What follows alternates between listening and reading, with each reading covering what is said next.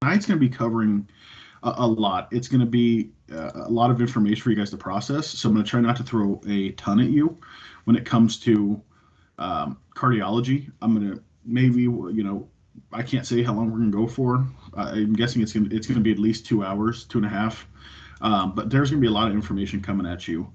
Um, some people have had questions over my Brady. My Brady, how I set mine up is it's essentially homework for you guys. It's a way that you can kind of keep up and really look in your book. It's how I make sure that you're opening your book and studying and looking through.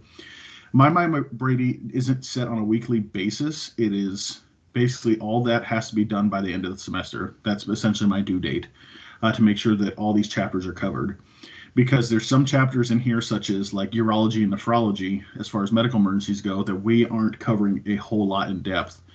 So you will have to open your book and actually go through those my Brady tests and look for information as well. And I'll say it time and time again, part of paramedic school is really studying on your own and knowing where to find information, even if it's not in class, because again, these presentations don't cover every single thing that's in your book. For that, you've really got to be able to study and look up different resources that are helpful for you guys as students and that would help you maybe learn a little bit better. Before we get started, again, I'm kind of excited. I love cardiology. Um, this PowerPoint total has right around 400 slides. We're not covering all 400 tonight, so don't freak out. We're going to be covering cardiology, I think, roughly over 5 to 6 weeks, as well as doing 12 leads and 4 leads in our lab scenarios as well. So during our skills portions, we're going to be going through a lot of cardiology as well. Any questions from anybody before we kind of get going?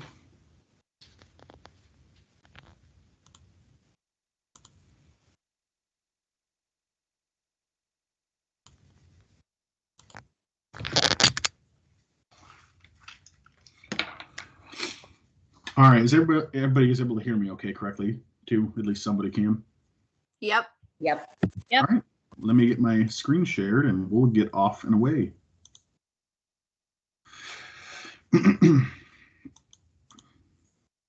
Like I said, cardiology is one of my favorite things to go through, especially with paramedic students. I also, go through cardiology with nursing students as well as just a good cardiology refresher when it comes to anything for anybody within the college, all different levels of provider.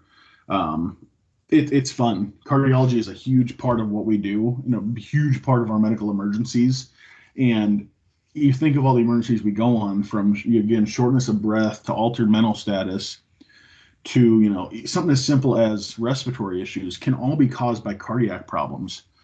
So that's why as paramedics we put a lot more patients on 4 leads and 12 leads just to rule things out. It's not because we suspect that something cardiac is potentially going on, but it's more or less to rule out anything cardiac in a lot of cases as well, such as those altered mental status and respiratory problems. Is we just want to make sure that nothing cardiac is truly going on with a lot of our patients.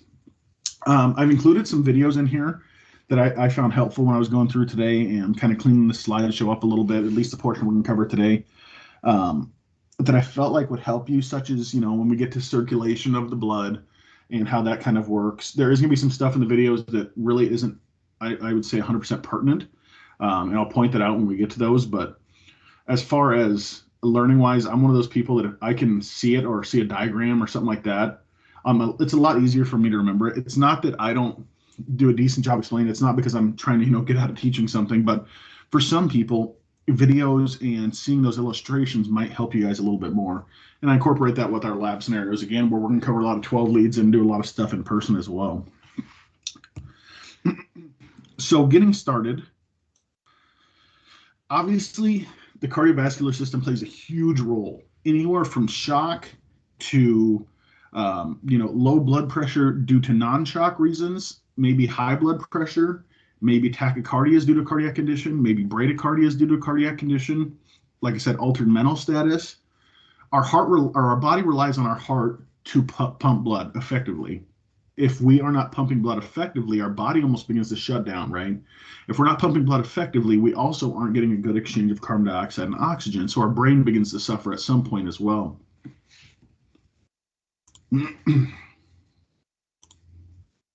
So cardiac diseases are probably the most common thing you will see in the United States. And when I say cardiac, I don't mean necessarily heart attacks themselves, but cardiovascular disease can include anything from atherosclerosis, which is hardening of the arteries due to plaque buildup.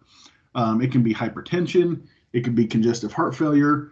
It could be um, a form of COPD, maybe caused by heart failure. All these different things, and a lot of them as well are from patients at birth. Birth defects, maybe cardiac defects in young infants, which is actually a lot more common than you think. A lot of them are lifestyle changes, factors that we can change, factors that we can't change, such as family history. We know that cardiac problems affect men more than anything, middle-aged men, and men and women present differently with a lot of cardiac conditions. Cardiac problems are the largest single killer of Americans.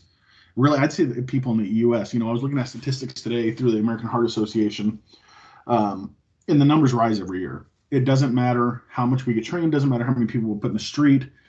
There's always something that will lead to people having cardiac conditions, and there's things that we can't prevent due to non-modifiable risk factors. And there's some things as paramedics that we can't treat as well, right? We have to get these patients to the hospital, such as somebody having a heart attack. We can try to do what we can, such as giving nitroglycerin, such as giving pain medication, trying to open up their blood vessels. But truly, those patients need definitive care. Those patients need a cath lab to open them up. That's why, you can see people that stay in somebody's house and do a 12 lead and start their IV and spend all this time when somebody's having a heart attack.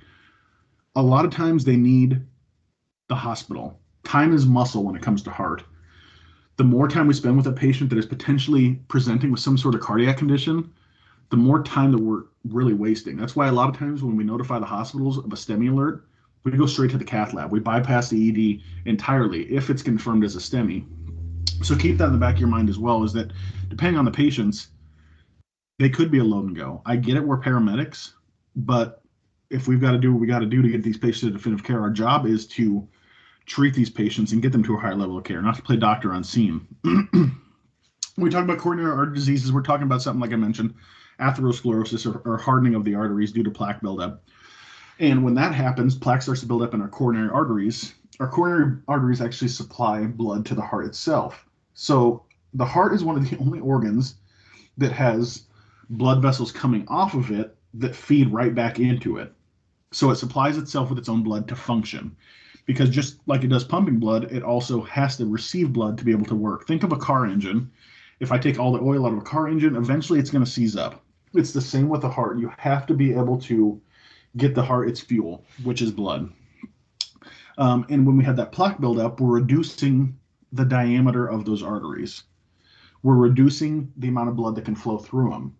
That's why a lot of patients, if you've ever heard of somebody having like a right coronary artery or left coronary artery occlusion, and they'll say what percentage, like 70%, 80% occluded. That's a big deal. 80% of their artery being occluded is a huge deal. And we're going to learn about things such as widowmakers and things such as, three vessel disease, and all this kind of cool stuff when it comes to hearts, when it comes to cardiovascular. And my hope is that I can get you guys to fall in love with it just as I did at some point in time as well. It is also our job to be able to recognize signs and symptoms of these patients. So looking at what we think could be a cardiac condition, and that starts with the time of dispatch. What did the call come out as? Did it come out as an unresponsive person? Did it come out as a chest pain? Did it come out as shortness of breath?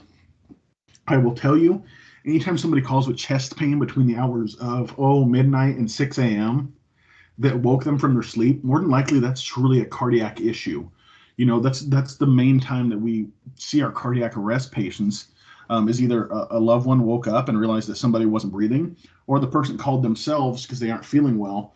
And a lot of times those are the patients that we're coding on the way to the hospital as well. So we need to be able to recognize the signs and symptoms, which we'll also cover in this chapter. You can get lost very easily in cardiovascular when we're going through this chapter. So please try to hang on, take as many notes as you need to, ask questions. We're going to take frequent breaks getting through this because this is bread and butter. And I know I say that all the time about different subjects in paramedicine, but this is huge for what we do as paramedics. So some of our factors that increase the risk for cardiovascular disease, and again, remember that's a very broad topic. That's a very broad word. Hypertension, coronary artery disease, those are all covered in cardiovascular issues. So smoking, I wouldn't necessarily say only cocaine use, but when you think of cocaine, and I'm not saying anybody here's ever done it, but what does it do to your heart if a patient was to, go out there and, I hate to say snort a line of cocaine, but what is that doing to their heart? Anybody have any idea? Stimulating it. Okay, stimulated, is it causing it to go faster or slow down? Way faster. A lot faster. So that could potentially be a problem over time, especially when they have a prolonged use of certain drugs. And I've said this before, cocaine used to be a medicinal medication that we would have even given the ERs. They gave it during nosebleeds because it would constrict blood vessels. So they literally have patients snort cocaine to reduce bleeding until they realized, hey, this is a very addictive drug. Maybe we shouldn't be doing this. Older age, as you get older, you develop atherosclerosis, you develop plaque in your arteries. Just like anything else, you have a new house 30 years down the road, the vents in the house aren't as clean as they were when it was brand new. It happens with age. A family history of cardiac disease, that's a huge one. I in my family, I tend to have people that have heart problems. So that's something that I have to watch out for. Every year when I get my physical done, they do a stress test, they do a 12 lead to make sure that there's nothing that I need to be worried about. Hypertension. Your blood vessels can only withhold so much pressure over time. That continued high blood pressure can actually lead to conditions such as brain bleeds, such as strokes, because again, your vessels aren't made to hold that much pressure for a long period of time. That's why you hear blood vessels bursts, or if you think somebody that's really stressed out or is really anxious or something like that, you've seen blood vessels burst around the eyes. And again, that's due to high blood pressure because they're not meant to withhold that much pressure behind them. High cholesterol.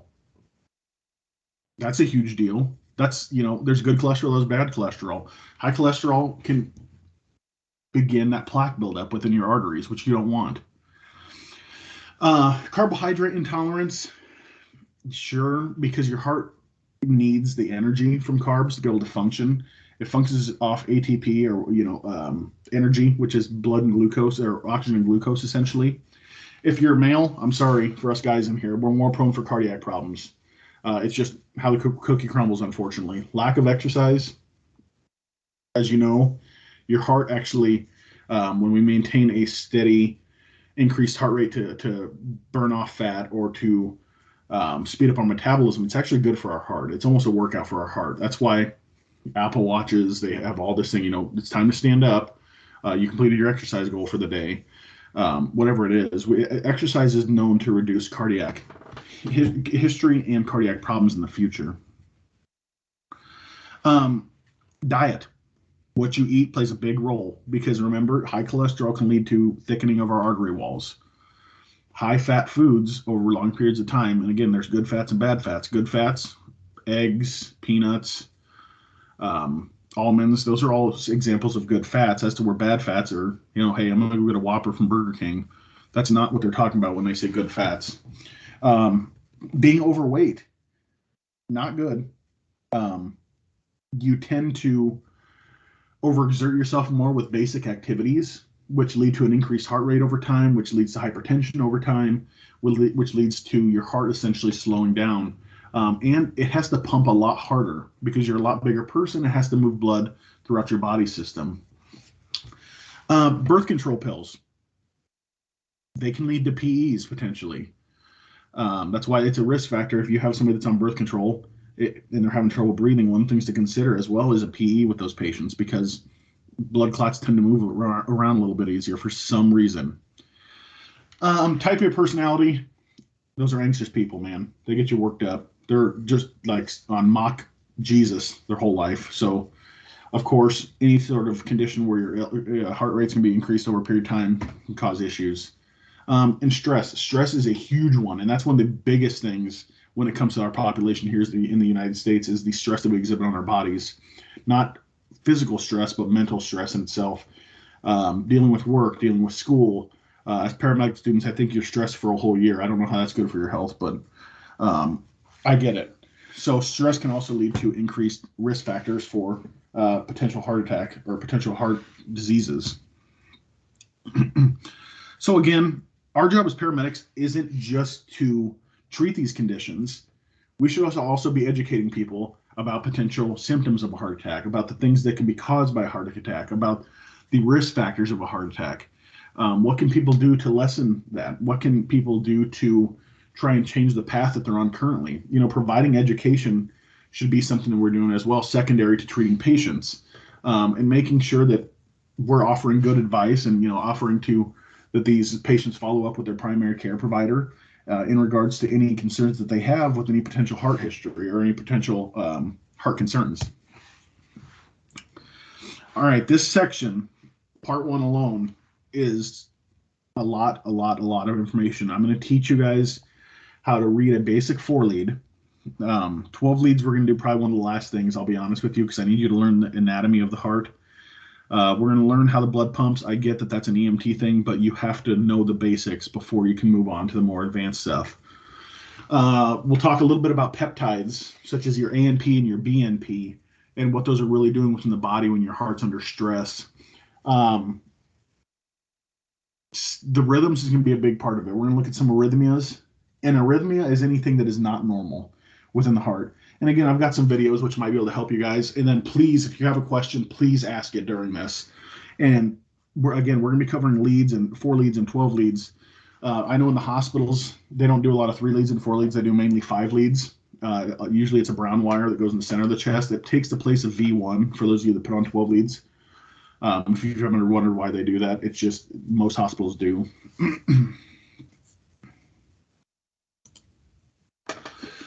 So a common misconception with the heart is that it sits on the left side of your chest. It somewhat does, but it's more towards the middle of your chest, more towards your mediastinum. Media is middle. Anytime you see the words media or myo, that usually means middle. Sternum, I relate that back to sternum, so the middle of the sternum. That's why, where do we do compressions at? We don't do compressions over the left side of your chest. We do it right over your sternum, right? We compress down, we're pushing on the heart, we're pushing blood out. The heart has different layers to it, kind of like our lungs. If you think of Shrek, it's layered like an onion or a parfait, whichever way you want to go with this. Again, anytime you see certain words, I want you to relate it back to something. So when we talk about endocardium, the innermost layer, endo, I think, for some reason, it's close to inner. It's the closest to inner as you'll get. So the inner part of the heart, and this is where the blood is essentially filling our atrium, filling our ventricles. It's the parts within the heart that is the empty cavities where the blood flows into. That's the places that the blood is actually going to be touching, as opposed to your myocardium. And remember, myo is middle, and so is media. So anytime you see that M, just think middle. It's that thick middle layer that really contains your muscle, the muscle of your heart. That really does the job of squeezing and pushing the blood out and squeezing and pulling blood in. And that muscle relies on electricity to make it function. If there wasn't electricity within our heart would not beat. There's 2 different components of our heart. We have the electrical system and we have the muscular system. Does anybody at home, or has anybody ever seen somebody with like a TENS unit by chance? Yes. What happens if you put that TENS unit on your muscles and turn it up? What happens to your muscles? They react. They jerk. They react, they jerk due to electricity. It's the same concept. That's why patients that are in cardiac arrest, they have electrical activity of their heart. They don't have mechanical capability. So what do? We put an AED on them. We're not essentially putting electricity to jumpstart their heart. We're putting electricity to make their heart restart, in hopes that their muscular capability will begin to align with their electrical capability a little bit more. And that'll make sense when I go through a couple more of these slides. Anything begins with pericardium, pericarditis, if you've ever heard that term before, is the outermost sac that surrounds the heart. So a condition such as pericarditis is an infection of that sac around the heart. I don't want you to pay too much attention to the 2 different layers of that sac, but remember when we talked about pulmonology, how I said the different layers of the lungs had a fluid between them that didn't create friction? It's the same within our heart. We have a pericardial fluid, right? Who's ever heard of cardiac tamponade? Has anybody ever heard that term? Yes. What do you know what cardiac tamponade is? It's when Sorry, the outer layer fills with fluid, especially blood. Okay, so when the outer layer of the heart fills with fluid, especially blood, and a lot of times you'll see cardiac tamponade maybe due to a recent surgery or due to an infection. Because remember, due to an infection, even if you get an infection on a sore or something on your arm, it tends to pus up, it tends to release oils or whatever it is. Your heart does the same thing in those layers, and you get a fluid buildup, which actually puts pressure on your heart. Think if I was to, I don't know, put a rubber band around your heart, do you think it could expand as much as it should if I was restricting it? It's the same thing if I put pressure around it. The heart isn't able to really expand when it's beating. So that's why with the cardiac tamponade, it's such concern. They go in there and they use a really long needle and they pull that fluid from that sac around your heart to be able to allow your heart to function. You can even have patients in cardiac arrest that you bring them to the hospital. And I want you to remember this procedure, what it's called. It's a pericardiocentesis. Remember, para is outer, cardio, so I know it's with the heart. Centesis means withdrawing fluid. So withdrawing fluid from the outer part of the heart. That's really literally what that term means. And you might actually be able to see it done in the hospital at some point as well. When you go to the cath labs, when I open up those for clinicals for you guys, ask them about that. Ask them about cardiac tamponade. Cardiologists are the smartest one to ask when it comes to anything heart. So please bring your questions with you and bring it up to them. Your heart contains four chambers. We've got two upper, we've got two lower. Our two upper chambers are obviously called our atrium. We have our right atrium, we have our left atrium. We have two lower chambers, our right ventricle and our left ventricle. Atrium receive blood, right? That's their job. They're small little chambers situated on the top of the heart, and they'll come up in a diagram here. Their job is to, once that atrium is full, they squeeze and push the blood through a valve into the ventricle. The bottom of the heart is very muscular.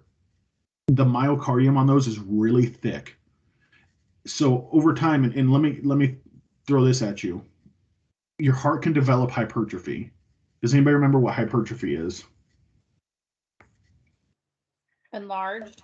Yeah, enlarged, right? So the muscles of our heart can become enlarged due to living with high blood pressure, because your body has to overcome that blood pressure to get the blood out to the rest of the body.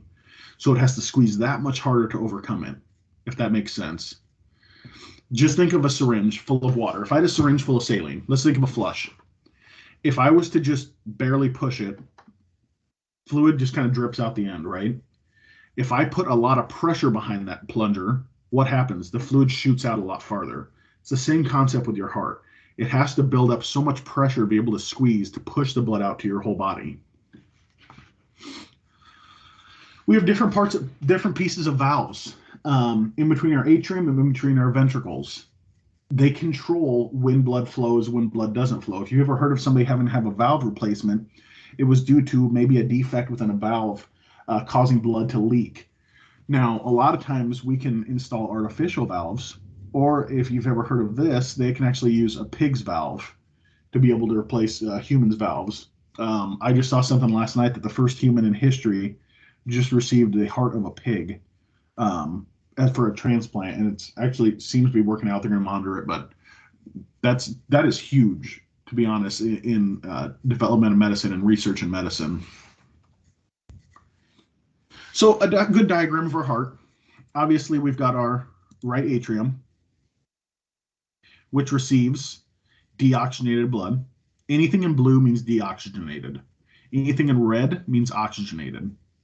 So blood comes in right here at our inferior vena cava. It pulls up inside our right atrium, where it is then pushed down into our right ventricle, where it pulls up until we get enough of it. This is all this muscle I was talking about down here. This is your myocardium. Inside that would be your endocardium. On the outside would be your pericardium. So we get this massive muscle buildup. Why do you think the muscle on the left side of your heart is so much thicker than the right.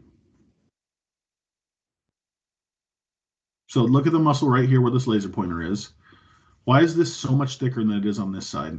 It's the ejection. Yeah, it's got to push it out to the body, right? This side just pushes it to the lungs. Generally, there's not a whole lot of resistance there. It's got to overcome very minor resistance. So the muscle's a lot smaller, as opposed to this. This has to push it out for a pretty long ways to our body, right? If you can see these almost like tonsil looking things here, and they have strings attaching to our valves, that's what keeps our valves open and closed, is these cords. The correct word for these is what's called chordae tendineae. It is a tendon essentially made up of cords. That's what it means in Latin. So if you ever hear that word, it is the strings that keep your valves open and closed.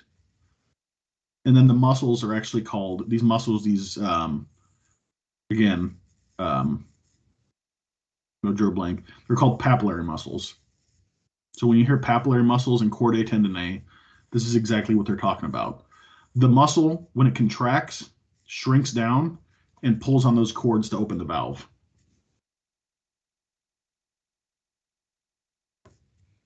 Who can tell me what this is right here? Up top. Aortic artery. Okay. Not so much it's not so much an aortic artery. When I talk arteries, that would be like these. Just consider it your ascending aorta, right? We have this, which is essentially feeding blood to the heart. Off this branches arteries that literally come right back to the backside of the heart, which will make sense when I kind of get into coronary arteries as well.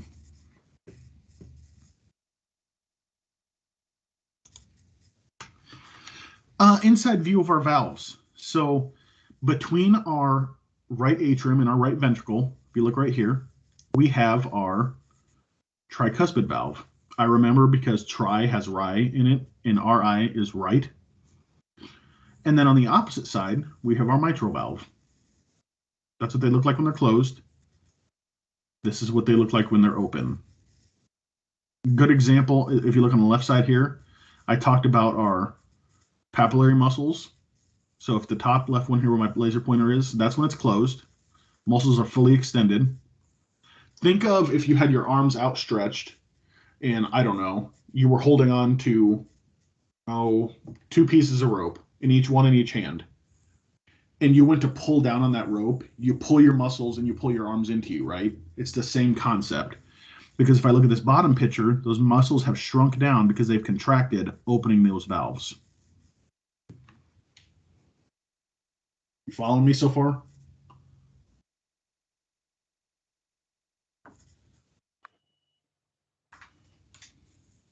All right. So again, anything that when we talk about diagram wise, everybody believes that you have blue blood. You do not have blue blood. Deoxygenated blood is not blue. That is a very common misconception. You can have bluish veins. That doesn't mean that's the color of the blood. When we see on diagrams blue and red, it just shows what is deoxygenated blood coming in and what is oxygenated blood. That's the only difference.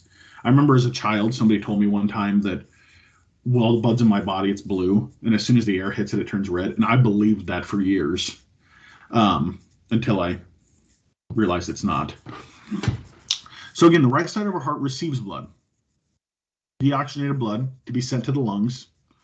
That's where that respiration takes place. That's where we exchange carbon dioxide for oxygen, and it comes back to the heart. It comes down in the left side now. It comes in, says, okay, I'm ready to go. I'm ready to be shipped out to the body. I'm ready to be turned into energy, and the left side of the heart ejects it out to our body to be used up.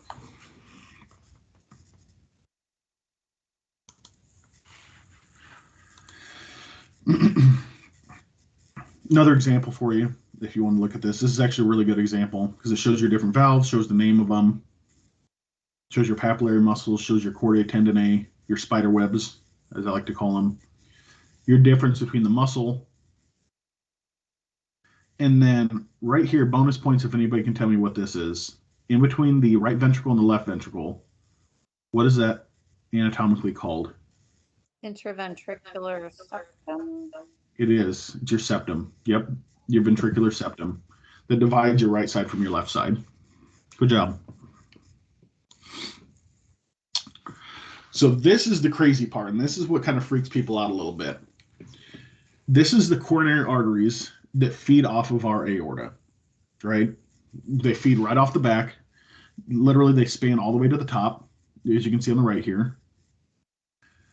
Now, these arteries, as your heart pumps, receive blood, because your heart is still a muscle. It still needs that blood to function. The outside of it still needs that. Your muscle of your heart needs that blood to function. When somebody is having a heart attack, these are the coronary arteries that are potentially involved.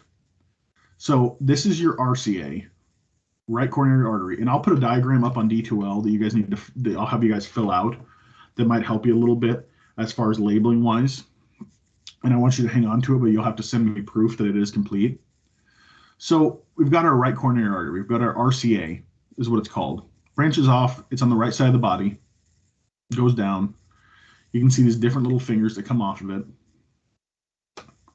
We have what's called our left coronary artery, and that starts all the way up here, coming off our aortic arch. Goes down, turns into our left anterior descending, or it branches off to the back, where it is also called our left circumflex. And then this diagram over here is just the back of the heart. And you can see that circumflex coming around. And actually some of those intertwine with your right side arteries. If you're looking at this going, I have no idea what this guy's talking about, we will talk about this more with time. Don't get freaked out and think you have to remember this exactly at this moment, but it is very important for you to realize by the end of cardiology is where these blood vessels are and what's truly affected. Because when we do a 12 lead, we have to know which coronary artery is affected in what region based off of what leads we're looking at. So when it comes to leads, there's one that I want you to remember. Right coronary artery, which is the right side of the heart. Left main, which branches off to our left circumflex and our left anterior descending. So RCA is right coronary artery is abbreviated RCA. Left main, left circumflex is LCX, and left anterior descending is LAD.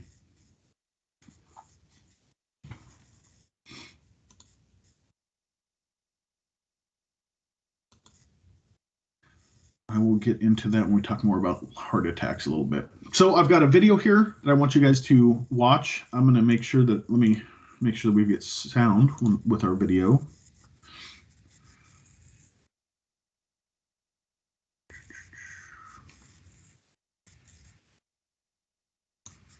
I'm going to stop sharing for 1 second.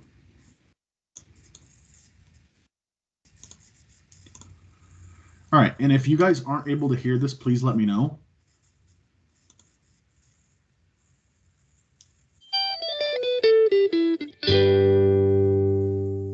Did you have breakfast this morning? Can you guys hear somebody talking by chance? Yes.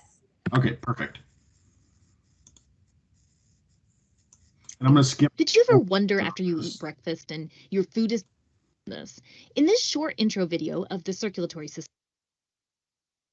we will mention some basics about its functions and trace the pathway of how blood travels through your heart. But please know before we get started, there are gigantic textbooks on the circulatory system itself. So obviously this video is just an intro. We're going to first talk about blood, the medium of how we transport glucose and gases. As we mentioned in our body systems intro video from many years ago, there are some misconceptions.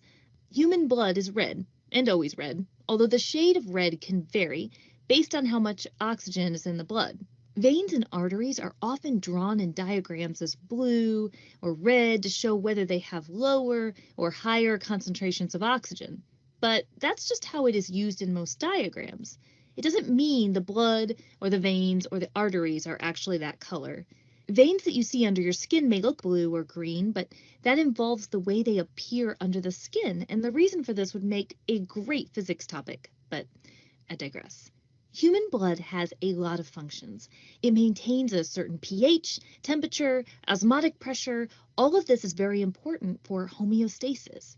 It transports things like hormones, nutrients, and gases, and it's made up of different components. One component includes plasma, the liquid portion. Water, proteins, salts, lipids, you'll find them in this liquid portion of blood known as plasma. Another component includes cellular components. This means red blood cells, which do the transporting of gases, white blood cells, which can fight infections, and platelets, which are actually cellular fragments, and they're involved with helping your blood clot. Very important when there is damage to the body. Red blood cells have an iron-containing protein called hemoglobin, and that is where the red coloring of blood comes from. So when we're talking about blood and we're just introing the circulatory system, we're going to focus on how this blood moves around in the human body. Human heart anatomy observes the heart divided into two distinct and separated partitions, a deoxygenated or low oxygen partition and an oxygenated partition. There are some human congenital heart conditions that can result in this oxygenated and deoxygenated blood mixing, however. More on that at the end. Arteries carry blood away from the heart. Think A for away. Arteries are typically oxygen rich, but there are exceptions. Veins generally carry blood to the heart.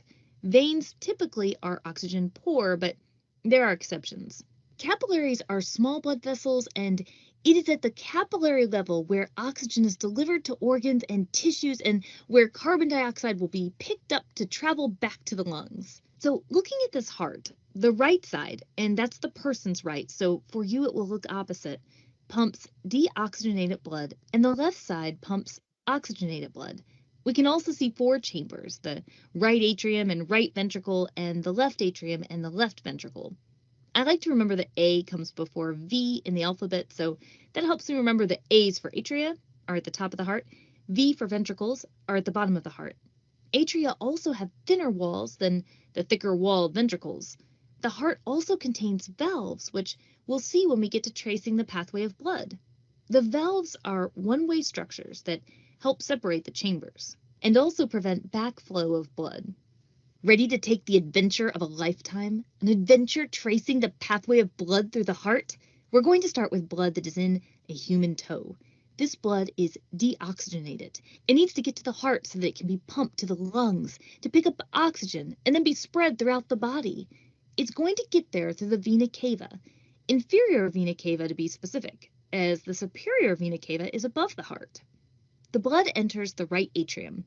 The right atrium contracts, pushing the blood through the tricuspid valve into the right ventricle. The right ventricle contracts, pumping the blood through the pulmonary valve to the pulmonary artery. By the way, when you see the word pulmonary, it likely involves lungs. The pulmonary artery takes blood to the lungs. The lungs are where red blood cells in the blood will take on oxygen and release carbon dioxide. Now this blood is oxygenated. It needs to return to the heart so that the heart can pump it throughout the body. The oxygenated blood travels through a pulmonary vein to the left atrium. The left atrium contracts and the blood travels through the mitral valve, also known as the bicuspid valve, into the left ventricle. The left ventricle contracts and pumps the blood through the aortic valve and out a major artery known as the aorta. The aorta is a major artery that carries oxygenated blood throughout the body. Now, I don't want to neglect the fact that the heart needs its own blood supply for delivery of oxygen and glucose. The heart can receive this blood supply through coronary arteries. Coronary arteries branch off the aorta and eventually deliver blood into capillaries. These capillaries deliver oxygen and glucose to the heart. Coronary veins will take the deoxygenated blood to the right atrium, where the blood will eventually travel the pathway to become oxygenated. In fact, to quiz yourself, can you pause the video and trace the pathway of blood again, starting with the right atrium? Okay, all together. Right atrium, tricuspid valve, right ventricle, pulmonary valve, pulmonary artery, lungs, back through the pulmonary vein, left atrium, mitral valve, left ventricle, aortic valve, aorta. Takes it to the body, and then it will eventually return through the vena cava back to the right atrium again. Whew, it almost makes you want to turn it into a song, but we won't. The significance of the pathways, how they interact, the coordination of contraction, and many more elements are part of every beat of your heart. A human heart beats over 100,000 times per day, so it's significant that every beat is coordinated and blood is directed where it should go. The complexity of the cardiac cycle, which is the coordinated sequence of the heart's contractions and relaxations, isn't something this short video can go into. Hopefully a separate video on that soon. One last thing, there are many conditions in which the heart doesn't function correctly. Anatomically, some heart conditions change the pathway flow of blood. One example that we had mentioned before is an atrial septal defect. The septum is the muscular wall that separates the right and left side of the heart. So a septal defect could mean an opening and oxygen-rich blood could mix with oxygen-poor blood. Depending on the size, this can cause further problems, such as an abnormal heartbeat, stroke, or potentially heart failure in severe cases. Some medications can help the symptoms, or surgery can be an option. There continues to be more advancements for treating cardiovascular conditions. If you have interest in the amazing field of cardiology, take a look at the suggested further reading links in the video details. Well, that's it for the Amoeba Sisters, and we remind you to stay curious. All right. So again, you have to understand the flow of circulation, how the blood really moves, to really understand what's happening, and remembering your colors when you're looking at these diagrams. That blue stands for deoxygenated blood coming from the heart, like you said, coming from the toe. Think about that if you need to. And red is carrying away from the heart, blood that's oxygen rich. You could potentially have two different colors of blood. You know, oxygen rich blood will be more of a bright red, as to where deoxygenated blood will be more of a dull red, almost a pink. So there is some difference in color, but there is no blue versus red.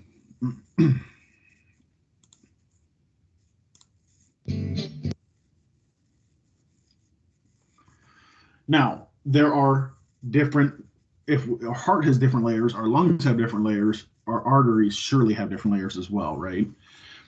Now, anytime you see the word tunica, think tunican, if that helps at all. There are 3 different layers. Don't pay attention to this lumen because it is technically in with your adventitia.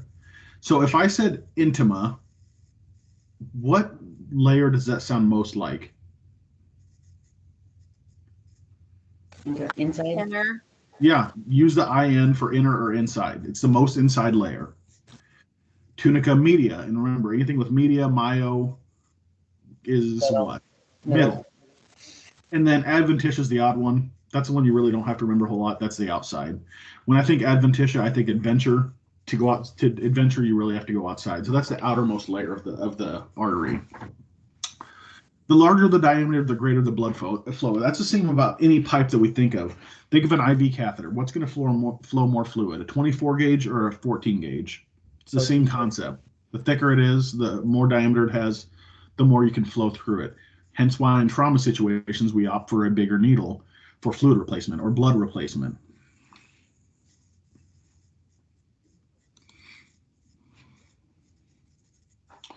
Your capillary beds, that's something huge as well that a lot of people that can never really grasp, is that is where your oxygen-rich blood is exchanged for oxygen-poor blood. That's where, you know, your arterioles and your venules come together and do that exchange and say, okay, here's this for that. If you've ever heard of quid pro quo, it's a legal term meaning literally this for that in Latin. It's the same concept. I'll give you my oxygen-rich blood if you give me your deoxygenated blood. And that's what the capillaries essentially do. It's like a little meet and greet of your blood vessels. They're all considered low pressure. Arteries are obviously going to be your more high pressure. Hence why when somebody has a cut and it oozes blood, it's most likely artificial or superficial bleeding from maybe a small vein or whatever it might be. That's why, you know, when we start an IV on somebody, and I'm sure you guys have done it in the hospitals by this point, have you ever, when you DC that IV, when you discontinue it and you pull the IV out, you just put like a swab in there, hold pressure, maybe have them bend their arm up to hold pressure on it, because after a while that blood will clot and secure that vein. An artery is a different story. In artery, we might have to hold pressure for a longer period of time because it's under so much pressure. We might have to place a tourniquet, depending on how severe the injury is to the artery. It could require surgery. So again, they're a lot more high pressure. So a small tear in an artery can actually lead to a larger tear just based off the pressure alone.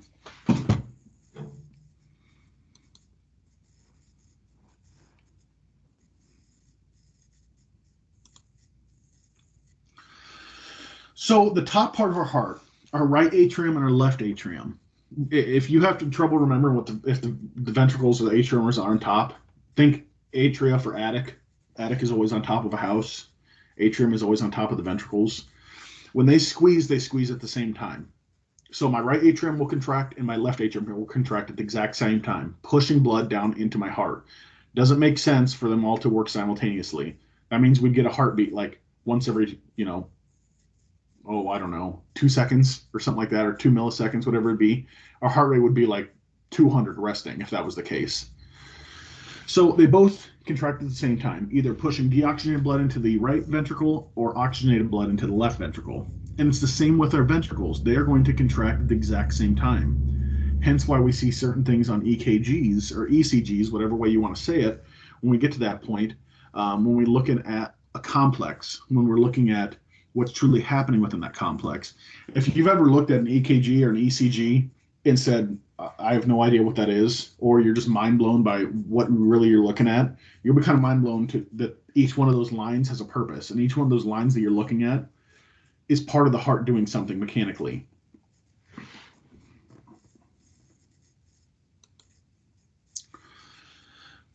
Again, pretty common knowledge. Diastole, think of systolic and diastolic blood pressures. Which one's usually higher? Usually our systolic, because that is when the heart is contracting. That's when it's pushing blood. That's when we have a lot of pressure.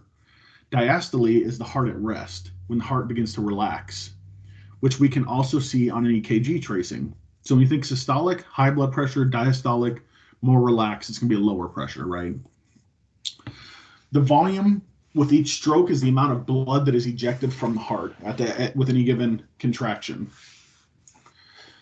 Now, when it comes to our pulse, what are we actually feeling? When you check somebody's pulse, what are you actually feeling? That's between the rhythms, basically. Between opening and closing the valves, right? No, not the opening and closing the valves. You can listen to the heart and hear openings and closing of the valve. If you ever listen to a heart, it'll sound like lub dub, lub dub, lub dub, lub dub. That's the opening of your valves and closing. The starting and closing of the cycles between.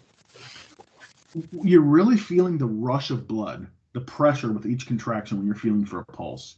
You're not feeling literally the heartbeat. You're feeling the contraction and the blood that's being pumped out every single time. That's what you're feeling for.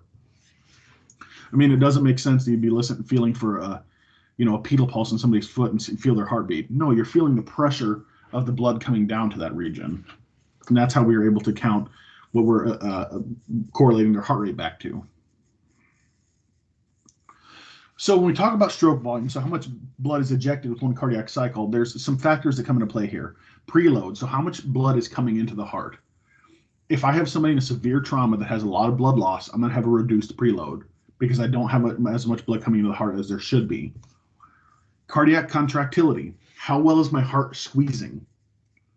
You got to think, let me throw this at you. A rubber band, if I pull a rubber band back really far and let it go, it shoots further. If I barely pull the rubber band back and shoot it, it goes what, like a foot in front of me and drops? It's the same with our heart. The further it expands, the harder it contracts. That is actually referred to, and it's a big thing that you need to know, what's called Stirling's Law or Frank Starling's Law. That basically says for the amount of expansion you get a greater contraction. Less expansion, less of a contraction, which means less of a blood pressure. And then afterload, which is the pressure in which the heart has to push against.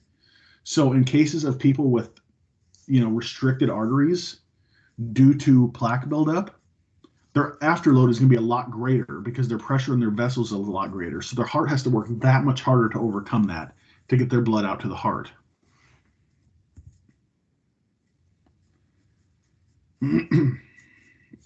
Another way that she brought it up during that video that I remember my right atrium valve from my left atrium valve is tricuspid and bicuspid. What do you do with a car before you buy it? You try it. So try is always before buy. So tricuspid and bicuspid.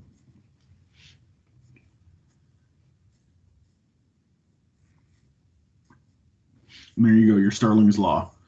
The more myocardial muscle is stretched, the greater the force in the contraction will be, similar to a rubber band.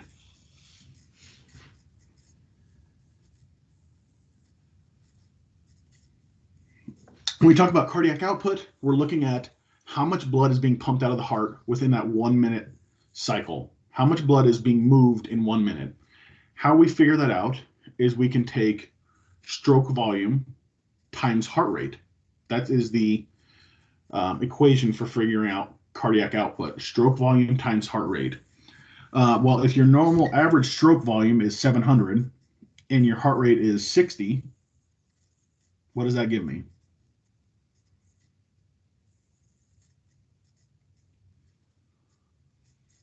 Anybody?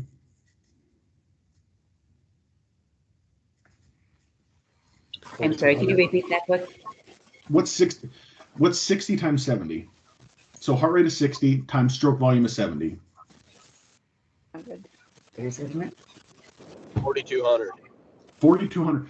I'm moving 4,200 mLs of blood every minute. Our body on average holds 5 to 6, 6 to 7. So I am literally pumping half the body's blood in 1 minute. That's a ton for your heart to be doing if you think about it.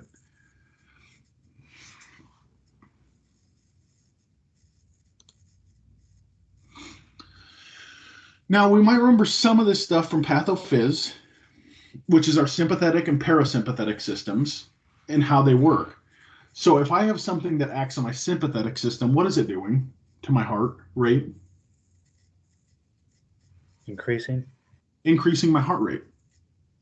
If I have something that's acting on my parasympathetic system, what is it doing? Decreasing. Decreasing my heart rate. Now remember, there's two different natural hormones within the body. For our sympathetic system, it's pretty simple. It's epinephrine. We have norepinephrine within our body. It is a natural hormone that our body uses to stimulate our sympathetic system. Does anybody remember what the hormone is for the parasympathetic system?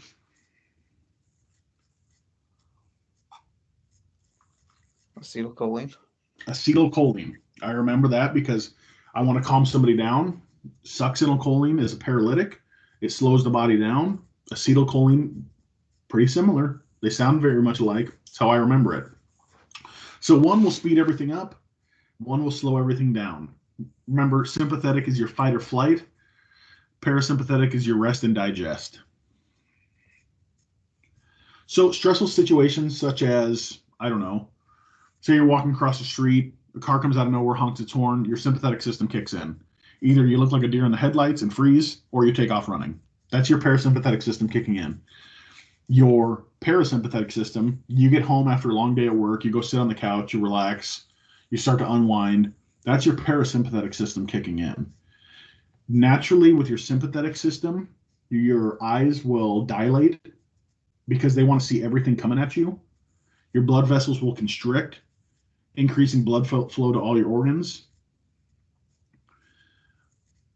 In your parasympathetic system, your pupils usually narrow, they constrict, right? Because they don't care so much about what's going on around them. They're focusing on watching TV or whatever it might be.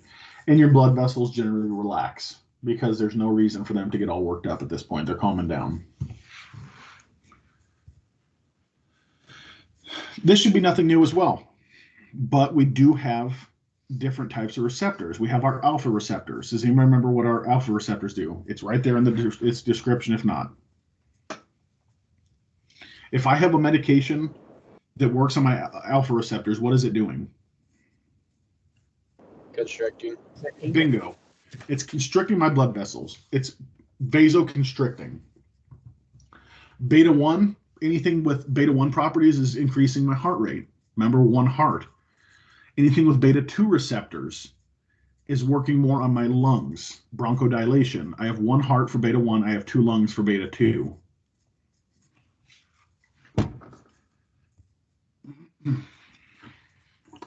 Now, let me ask you this. How many times, and this was, I haven't been on one of these calls for a while. Has anybody ever been on a call, and I know I've asked you guys this before, maybe in first semester, where maybe somebody vagaled down on the toilet, especially like an elderly person, and they might have passed out? And they're always between the toilet and the tub. every single time, and that space is like 6 inches wide. When you vagal down, it slows your heart rate. You're hitting your vagus nerve. The vagus nerve is the natural brake for the heart. It's basically like, think of a bicycle wheel. You know how on either side of a bicycle wheel there's little brake pads? And as a kid, I used to turn my bike upside down and spin the pedals as fast as I could just to lock up the brake and see how fast it would stop. I know it's odd, but I did it. Your vagus nerve is those little brake pads. When your heart's just going, and you want to slow it down, you inhibit or you enact your vagus nerve. You can do it by bearing down, by essentially grunting. I've seen little kids get so worked up. We had a child that we went to frequently would get so mad at his parents, he would vagal down until he passed out. Kind of forgot what I was going to say there for a second. But these other words, chronotropy, inotropy, and dromotropy, these are effects that we can have on our heart through medications. Anytime you hear chronotropy or chronotropic, I want you to think heart rate. The way I remember that is chronos. Chronos was Greek for time. So if I'm talking time, I'm talking heart rate. Inotropy, again, take notes on this if you need to, is the strength in which our cardiac muscle contracts. So our myocardium. Dromotropy is the rate at which our impulse conducts. So our electrical system, it's increasing our electrical impulse. So chronotropy, inotropy, and dromotropy. Now, there are certain medications that work on all three of those, such as epinephrine, such as dopamine. They increase your heart rate, they increase the squeeze, and they increase the electrical conductivity.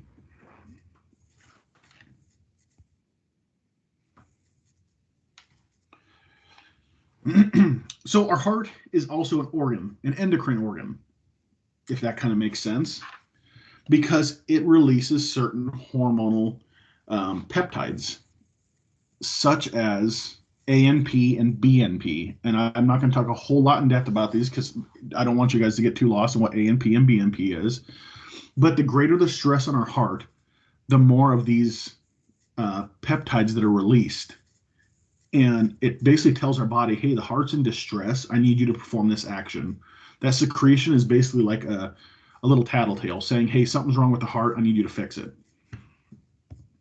So our ANP, released by the atrial muscle when it is distended. So maybe the atrial muscle is expanding way more than it should, right? What it does is it says, okay, I'm expanding much more than I should. Maybe that's due to too much pressure. Maybe it's due to too much blood. Maybe it's due to too much fluid. So what does it do? It counters our RAAS system. And remember, our RAAS system is designed to withhold fluid when it thinks we're in shock. Well, this ANP says, hey, that's not going to work. We need to start filtering through the kidneys. We need to start reducing our volume. The atrium up there is expanding way more than it should. He's stretching out. His receptors are going crazy. So the body then begins to reduce its own blood pressure by seeing that stretch within the heart due to the increase in ANP. And a lot of times with patients that are, if they're doing like a full blood workup, especially somebody that's having cardiac problems, ANP and BNP are one of the things they will pull as well to see if their heart has been under stress for a long period of time, as well as a troponin, if you've heard that term as well. Our BNP is very similar, except it is released by the ventricles. When our ventricles have the same problem, hey, my ventricles are squeezing too much, they're expanding way too much. Something is wrong. I think it's because we have an increased blood volume that's causing it to expand too much.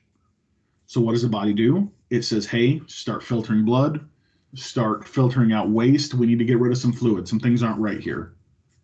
And it begins to vasodilate as well. When it vasodilates, it reduces blood pressure, therefore taking some stress off of your heart. So remember your ANP and BNP. ANP is pretty easy to remember because it's atrial, A for atrial. BNP is obviously ventricles because it's the only other one left. Another way I can remember BNP is bottom. Bottom of the heart is the ventricles, B for bottom. Or A for basement with ANP, or A for attic with ANP, and B for basement and BNP.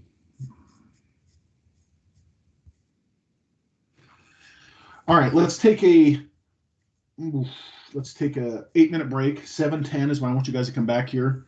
Um, and we're going to go through how our heart functions with these electrolytes and how these really play a role in our body squeezing and pushing out that blood and our electrical conduction system as well. So 7:10, we'll come back here and get back into our electrolytes. Hey, Rudy, Yeah. just a quick question. The RAS system, Uh-huh. did you guys go over that a lot last semester? Not a whole, I mean, we covered it. I'd say we covered it fairly a little bit, and I've got some videos on it. Did you want me to send you those? That'd be excellent because I don't feel like we grasped much with that.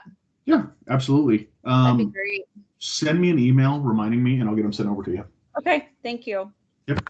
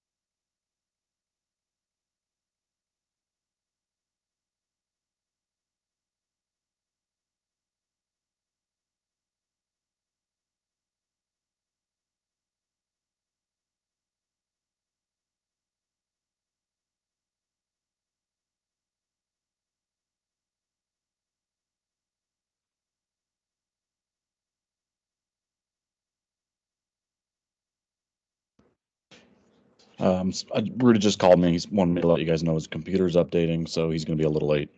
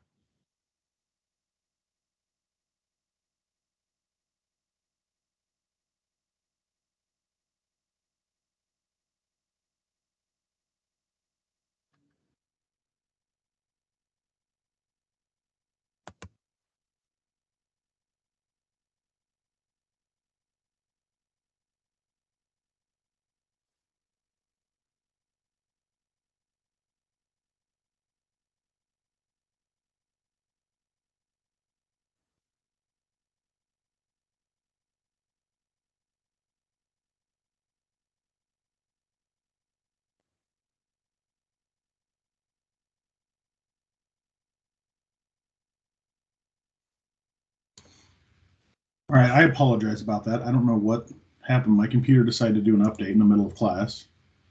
So let me get my PowerPoint pulled back up.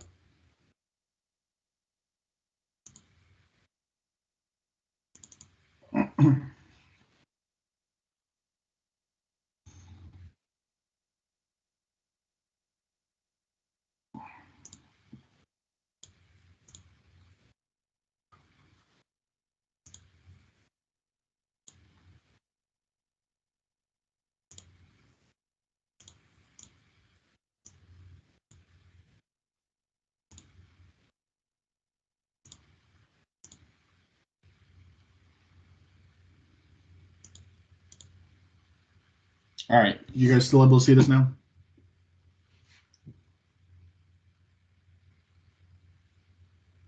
Yep. Yes. All right, I apologize about that. One of the downsides of, I guess, online learning is dealing with computers problem. I apologize. Um, All so, I, all I see is your icon. oh, okay.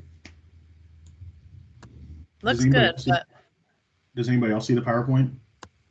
Yeah, it says role of electrolytes. Yeah, I see. I can see it.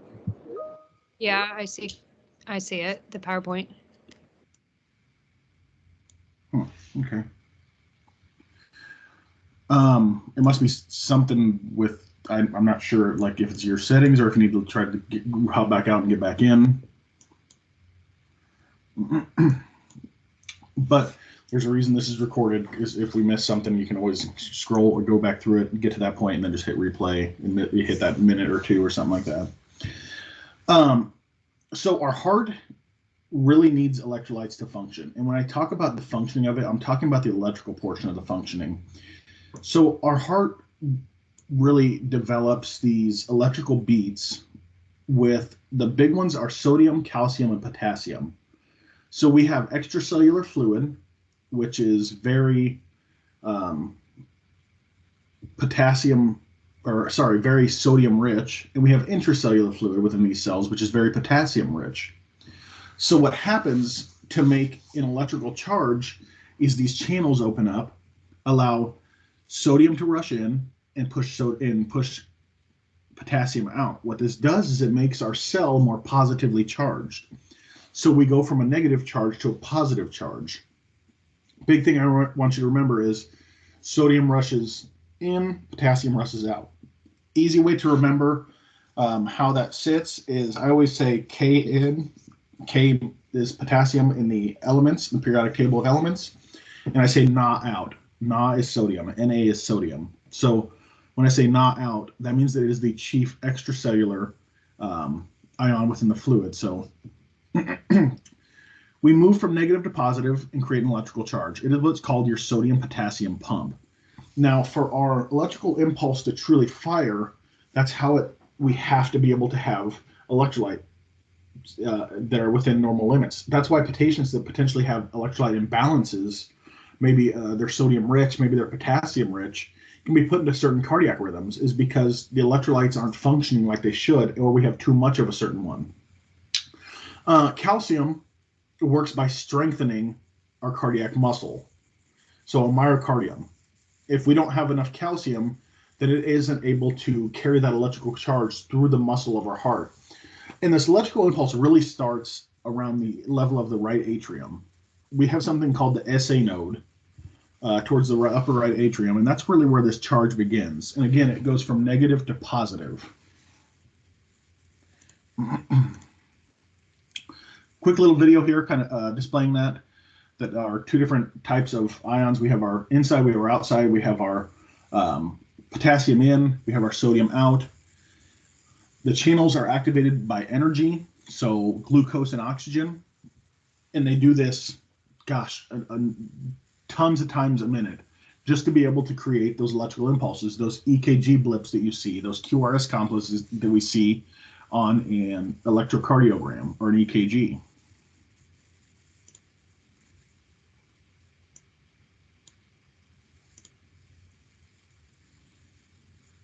A nerve cell uses the concentration differences in sodium and potassium ions across its membrane to conduct action potentials. A pump, called the sodium-potassium pump, builds up these gradients by exporting sodium from the cell and importing potassium. Although the exact mechanism for shuttling sodium and potassium is not entirely clear, experimental evidence suggests the following model. The cycle begins with the pump open to the inside of the cell. In this conformation, the pump has a relatively high affinity for sodium ions which bind to the pump. When bound by sodium, the pump is a substrate for phosphorylation by the high-energy molecule ATP. The energy requirement in this step is estimated to account for 20 to 40% of the brain's energy consumption. The phosphorylation triggers a conformational change in the pump. In the new conformation, the pump has a relatively low affinity for sodium, which it releases outside the cell. The pump now has a relatively high affinity for potassium, which binds to the pump. Potassium binding triggers the dephosphorylation of the pump. Without the phosphate group, the pump returns to its original conformation. Back in its original conformation, the pump has a relatively low affinity for potassium, which it releases into the cell. For every 3 sodium ions that are taken out of the cell, the pump transports 2 potassium ions into the cell. This net loss of 1 positively charged ion for each round of pumping results in a very small electrical current. For this reason, the sodium-potassium pump is said to be electrogenic. So anytime you hear sodium potassium pump, I want you to think of the pump or almost like a generator that begins to drive the electrical system of our heart. Our heart is one of the only organs that generates its own electrical impulse. So without, needing any sort of external influence. Now, there are instances, maybe such as pacing or such as like cardioversion, if you've ever heard of those, where our heart has to have an electrical source from the outside because it isn't functioning correctly. And that's why some people also get implanted defibrillators, is because there is something that in arrhythmia that takes place within their heart, and that implanted defibrillator is supposed to identify that and essentially shock their heart back into a normal rhythm. So what I want you to remember is sodium potassium pump. It really enacts the electrical charge of our heart. It's really what we get our QRS complexes about, or how we get them about. So we have different fibers, and these fibers have to be conductive. They have to be able to accept electricity within our heart.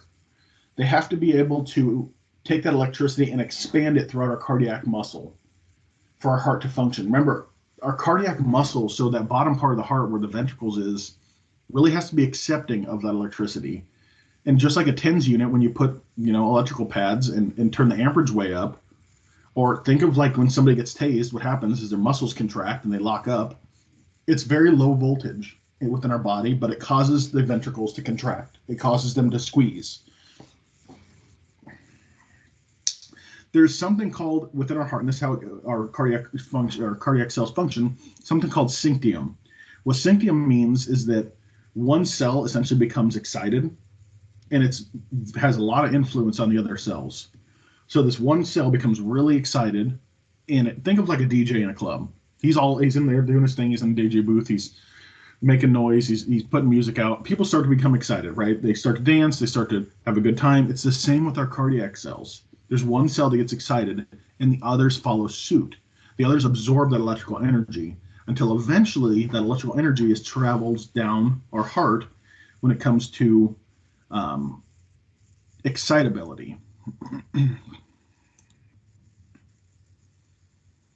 I've got a video that will explain this a whole lot better, but the top part of our heart, right atrium, again, our SA node or sinoatrial node, is what generally in a normal complex starts the beating of that electrical impulse, starts the electrical jolt, if you will. That's where it all originates from. It is what's called the primary pacemaker of the heart. The SA node fires at 60 to 100 times a minute. Kind of sounds familiar. What's a normal heart rate? 60 to 100. So automatically we can assume that if somebody's heart rate's 60 to 100, their SA node is probably functioning and firing just correctly as it should. We also have something called the AV node. AV node sits almost right in between the 4 chambers, right in between our atrium and our ventricles, right in the middle of that. It beats a little bit slower, and its job really is to slow down the impulse. Because if the impulse traveled as fast as the SA node puts it out, our muscles wouldn't get a good squeeze. So the AV node's job is to essentially act as a construction worker out there with a stop sign, controlling traffic, saying, hey, slow down. When you're coming down there's construction, slow down. The electrical impulse does that and slowly goes through the ventricles, making sure that every part of the muscle is charged, creating that good squeeze. If it traveled too fast, we would not be able to contract how we should. So there's something also called our resting potential of the heart. Our heart is our heart cells are more negatively charged when they are at rest. I believe it is -90 is the number that we're looking for. That is our resting potential. When we talk at what amperage or what voltage is our heart sitting at, it's -90. As soon as we get that sodium potassium rush, the heart can jump up to about 180 positive, just to, again, create that electrical impulse and hope that our muscles follow it.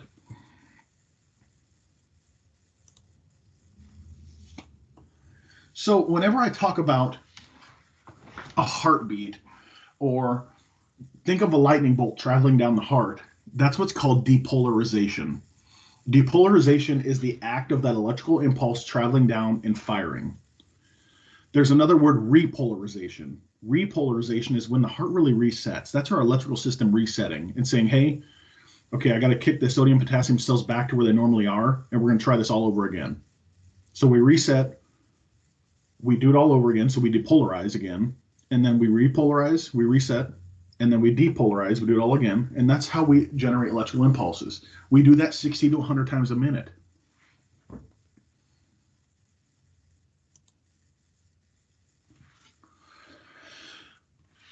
Now, let me throw this at you. AED pad placement. This is an easy way to remember it. How do our AED pads get placed on a patient? Or our fast patches, if you will?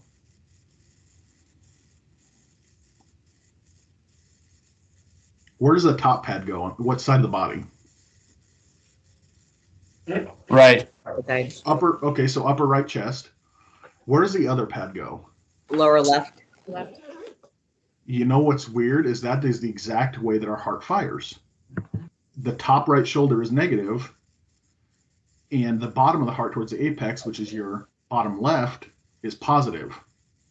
And remember, we will always travel from negative to positive. That's why we put AED pads where we put them, is because we want that electrical charge to go from negative to positive straight across the heart. There's a reason behind the science of why we put AED pads the way we do. So when we think of direction, I want you to think of AED pad placement. We start at the upper right shoulder or chest. The electrical impulse travels down to the left side of our body. Same with our heart, from upper right to bottom left.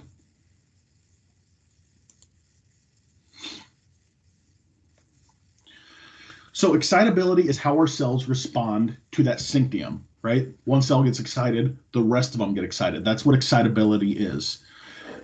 Obviously, conductivity is how well something conducts an electrical impulse, how well it accepts that electrical impulse. And then automaticity is the ability for our body to generate its own impulse, to generate its own electrical current without any outside source. Again, our heart is probably the only organ within our body that does that.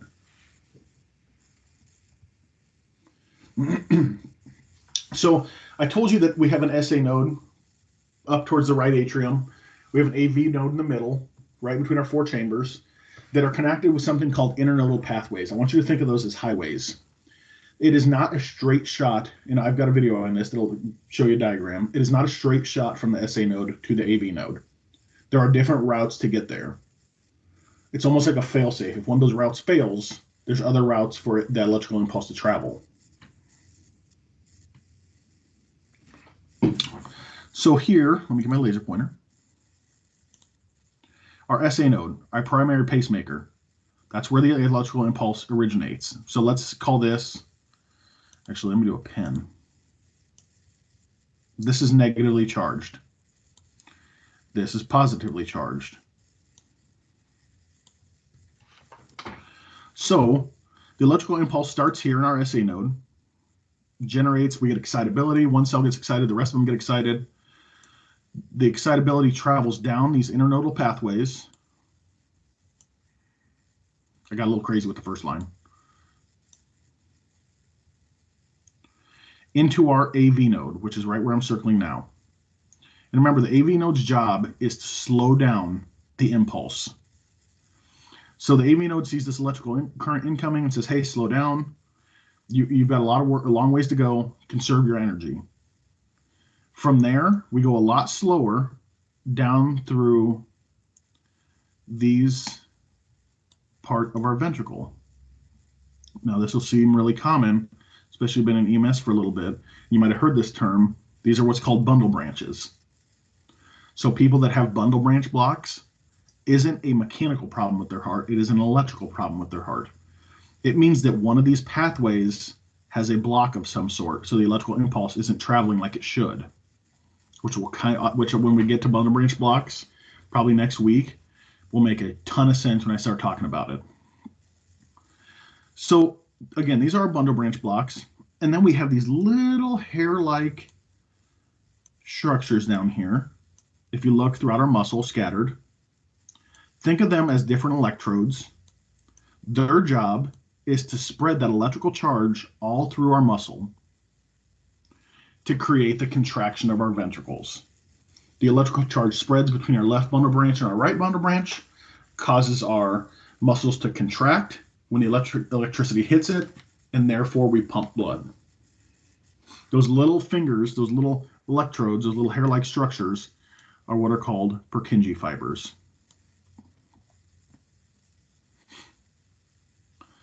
So again, the electrical charge again starts on the right side. So this would be your, let's think of this too, right arm. Let's call that the right arm. Let's call this left leg. Does it kind of make a little bit sense if I added one more lead in here? If I said left arm, what did I just create?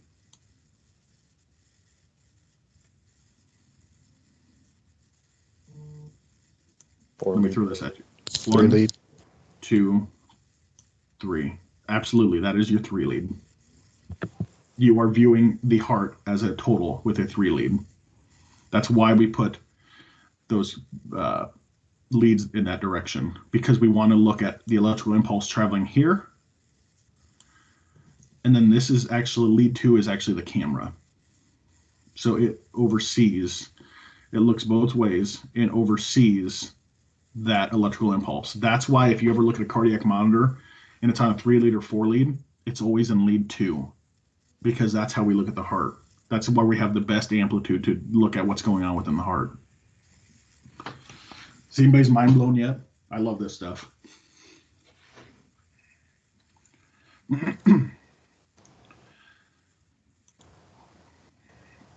Again, your AV junction, AV node, tomato, tomato, it could be called one thing, but called the other, is your gatekeeper, slows down the impulse. It's your bouncer at the door saying, hey, calm down before you go in here. Have a good time, but slow down a little bit. You're getting a little out of hand, right? We travel from that AV node down to our bundle branches and are spread out through the muscle via our Purkinje fibers. All right, video that might explain it as well. Let me know if you guys can't hear us for some reason. Here's a diagram of the 4 chambers of the heart. So let's name them to get started. So we've got the right atrium up here, we've got the right ventricle down here, we've got the left atrium and the left ventricle. So these are the 4 chambers, and blood is going to flow through all of them and then get out to the body. So to do this and to do this right, the heart has got to coordinate how it squeezes. And we know that the way that it kind of squeezes down is you have a cell, and that cell is usually negatively charged, and it will at some point become more positively charged. And we call that process depolarization, right? So depolarization is the idea of going from a negative membrane potential to something much more positive. And when you depolarize is when the muscle cell can squeeze down. So where does that begin? Let's actually draw it into our diagram. So if you were to look, there's actually an area here where little cells can actually depolarize by themselves. And that's actually quite unique, because most of the cells in the body are going to depolarize when that neighboring cell depolarizes. So these are actually really unique cells because they're depolarizing all by themselves, and we call that area the sinoatrial node. Sinoatrial node, sometimes called the SA node, sinoatrial node. And the fact that they can actually depolarize by themselves, we have a word for that.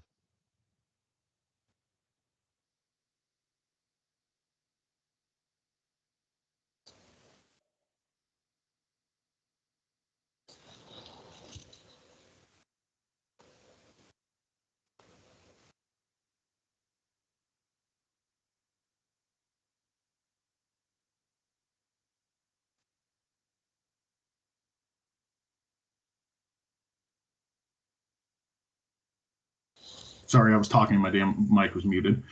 What are rhythms called, do you think, that originate from the SA node?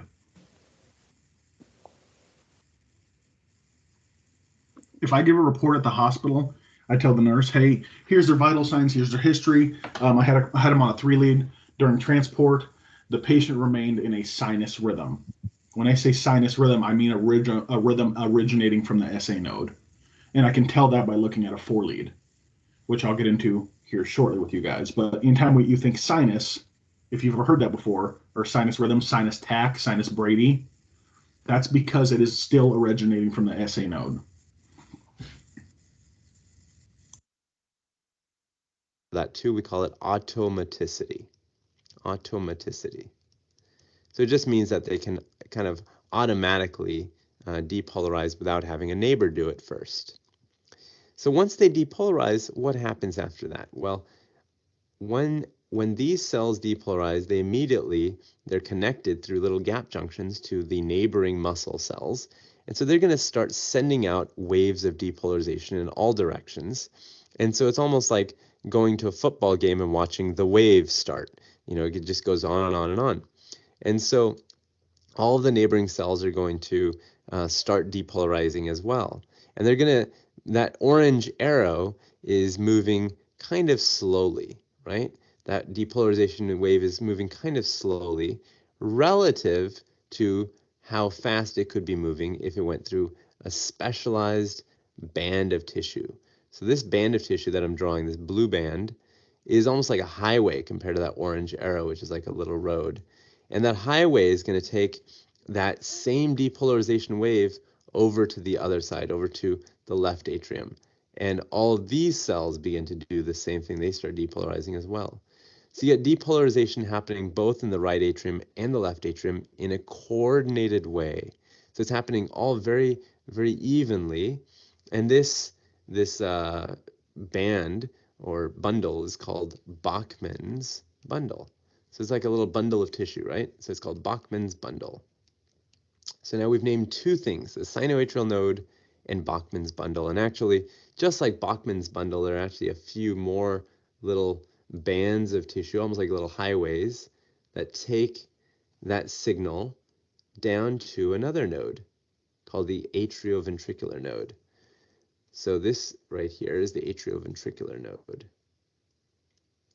And the atrioventricular node is really the only major connection, I shouldn't even say only major, only connection in most of us between the atria and the ventricles, the atrioventricular node. And this is actually sometimes called the AV node. So the AV node is going to get this signal, and actually I didn't even tell you what that signal came through. It came through, this is kind of a generic name, internodal, just meaning between two nodes, tracks. And that's kind of the name for all three of them. So the signal went from the SA node through the intranodal tracks down to the AV node. And there, kind of an interesting thing happens. So if you actually take a step back and look at the AV node, let's imagine we're now kind of focused in on exactly what's happening there. And to figure out what's happening there, I'm going to give you a little scenario. So let's say that you've got, I don't know, let's say a little timeline here. And that timeline is, let's say 1, 2, 3 seconds. 3 seconds. And your job is just to watch the atria and see how they contract. So you just watch the atria and you say, wow, you know, I saw one contraction that happened right there, and one contraction that happened right there, and one contraction that happened right there. So the atria, as they get the wave of depolarization, are contracting now 3 times in 3 seconds. So for the atria, you saw 3 contractions. Now you do the exact same thing, but you do it for the ventricles. So for the ventricles, you kind of just keep an eye and you watch, you know, exactly what happens, and you notice that there's a contraction of the ventricles there, and again there, and one more there. So both the atria and the ventricles are both contracting the same number of times, but the unique thing is that there's like this little delay between the two, right? They're not actually contracting at the same moment in time. There's this tiny delay, and if you measured it, it would be about 0.1 seconds. So just a tiny little fraction of a second. But the reason that there's that delay is due to the AV node. So seconds. So just I want to back this up and draw something on there for you guys that might make a little sense. All right, so he drew the orange as the atria firing and the green as the ventricle firing. Everybody can see that? Yes. Okay. What if I changed this and made it something more familiar to you? seconds. Well, I can't draw on his screen apparently. When we get to the next slide, I'll kind of mimic that and I'll show you guys. Any delay, and if you measured it, it would be about 0.1 seconds. So just a tiny little fraction of a second. But the reason that there's that delay is due to the AV node. So one of the kind of interesting things about the AV node is that it creates a delay between the atria and the ventricles. So delay between atria and ventricles. And the reason that that's really important is that if the atria and the ventricles were actually contracting simultaneously, then they would actually be squeezing blood against each other. They would be actually doing work that wouldn't actually move the blood in the right direction. So by creating the delay, the atria can squeeze, the blood can move from the atria to the ventricles, and then a tenth of a second later, the ventricles can squeeze, and then the ventricles can move that blood onwards. So the reason for the delay is actually to make sure the blood moves in a coordinated way through the heart. So now this signal has delayed by a tenth of a second, but then it continues on, right? It continues on, and it goes to a little area right there. And this is called the bundle of His. Bundle, kind of funny names, I know. Bundle of His. And even though it's, spelled H-I-S, you don't say his, it's hiss, almost like what a snake does. And then it continues from the bundle of His through one track down here, and this is considered the right bundle. And then it goes through the left bundle.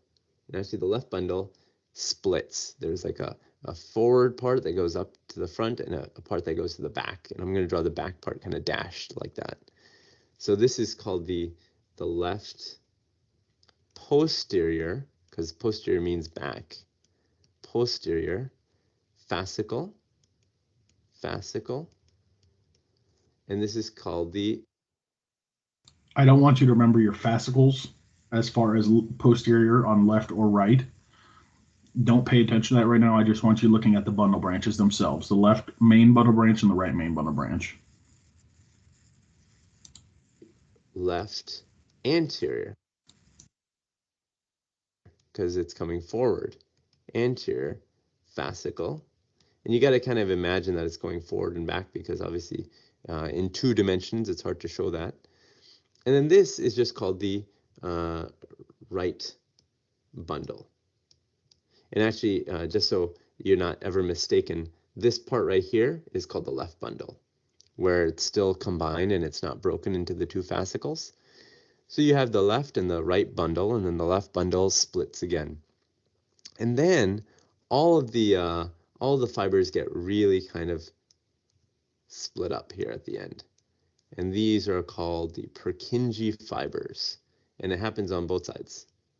The Purkinje fibers. And from this point, basically, the electrical signal can kind of dash out in all directions, right? So you can finally get all the muscle cells involved. So up until now, it's been part of the electrical conduction system, meaning these are all the highways, but now you have all the waves of depolarization going through all the little tiny roads. And I'm using the idea of roads and highways just to point out the idea that through the electrical conduction system, the signal moves really fast. And when you get down into the muscle itself, then the signal moves slightly slower. But you can see that that's important, because that's the only way to get all of the muscle cells on the same page. So this is how the electrical signal moves from the SA node all the way through the electrical conduction system, so that the atria are beating together, and then goes into the AV node where there's a little delay, and then down into the ventricles where, again, the ventricles are going to beat together.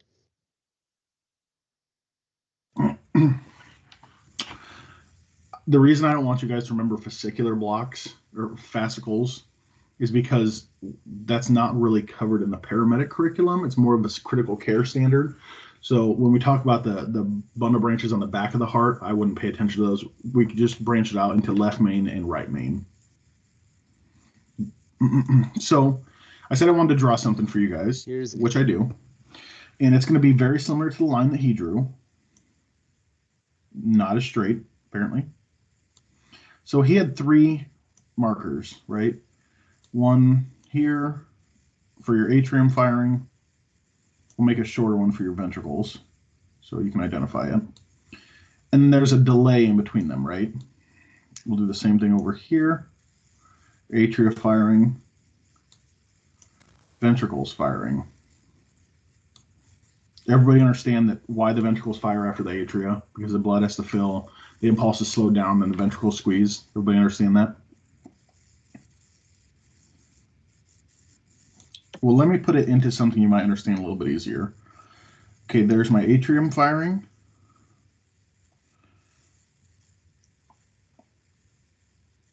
There's my ventricles firing. Atrium, ventricles. Does that look familiar to you guys? Absolutely. Those are the complexes we see when we look at a 3-lead or a 4-lead or a 12-lead. The beginning, that little bump, is your atria firing. And I'll go through a description on what each part of these does, but this part I'm circling is your atrium. Your P The wave. time, do what? What's your P wave? Sorry, I could barely hear you. Is that your P wave? Yeah, that is your P wave. Yep. The distance between your P wave, that little first bump, and your ventricles is that delay. That's where the AV node kicks in. And that's your fluorescent. And then this is your big complex where your ventricles are firing. And then this is where everything resets and it does it all over again. That's what you're looking at when you're looking at a 3-lead or 4-lead, is the atrium firing, the delay, and the ventricles firing.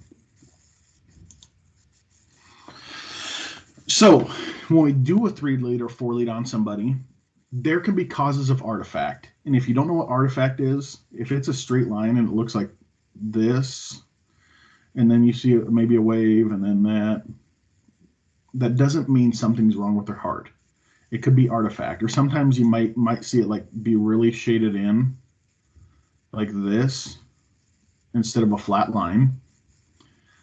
Where the line is flat on an EKG before you get your whole complex, that is what is called the isoelectric line. So where it is flat is called the isoelectric line. And that means it's perfectly balanced. It's not positive, it's not negative. A lot of artifact can be caused due to muscle tremors or shivering. So patients that might be hypothermic, you put a 3-lead or 4-lead on them and you see tremors, you see a bunch of those. It's not that the patient's in any sort of weird rhythm, it's just because they're shaking. Think about in the back of an ambulance, if you've ever watched the monitor when you hit a bump, the monitor goes crazy, freaks out, right? Could also be caused by due to loose electrodes. Or you just got a piece of crap monitor. Hate to say that, but it can happen.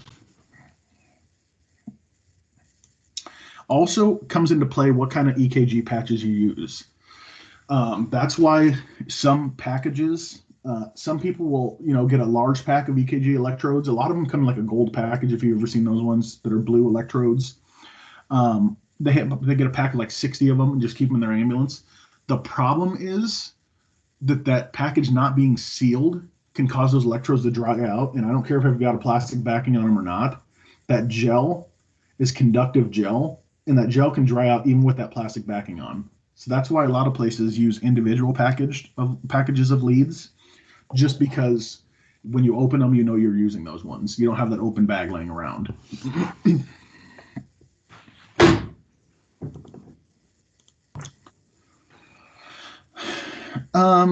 Leads 1, 2, and 3, often call your limb leads.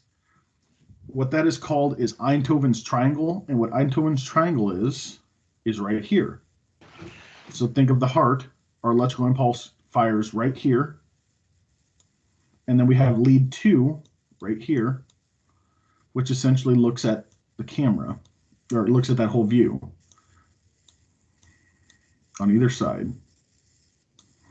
So the electrical impulse travels from negative to positive, which you can see those symbols next to up here. We've got positive. Hence why we put 3 leads on the way that we do, just so we can view the heart. Remember Einthoven's triangle. He was the guy that developed that and said, hey, this is how we have to place this to view a 3 lead. This is how we have to place it to view a 4 lead.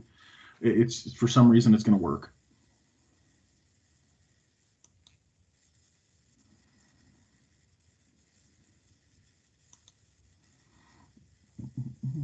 So when we look at a 3 lead or a 4 lead, there are some things we're looking at. We're looking to identify the rate without the using the monitor. We're looking at if the heartbeat is regular or irregular, and we're looking at time. And when I talk about time, we're looking at the distance between QRS complexes. On your EKG paper, the horizontal line equals time, which I'll get into here shortly. That'll make a little bit more sense.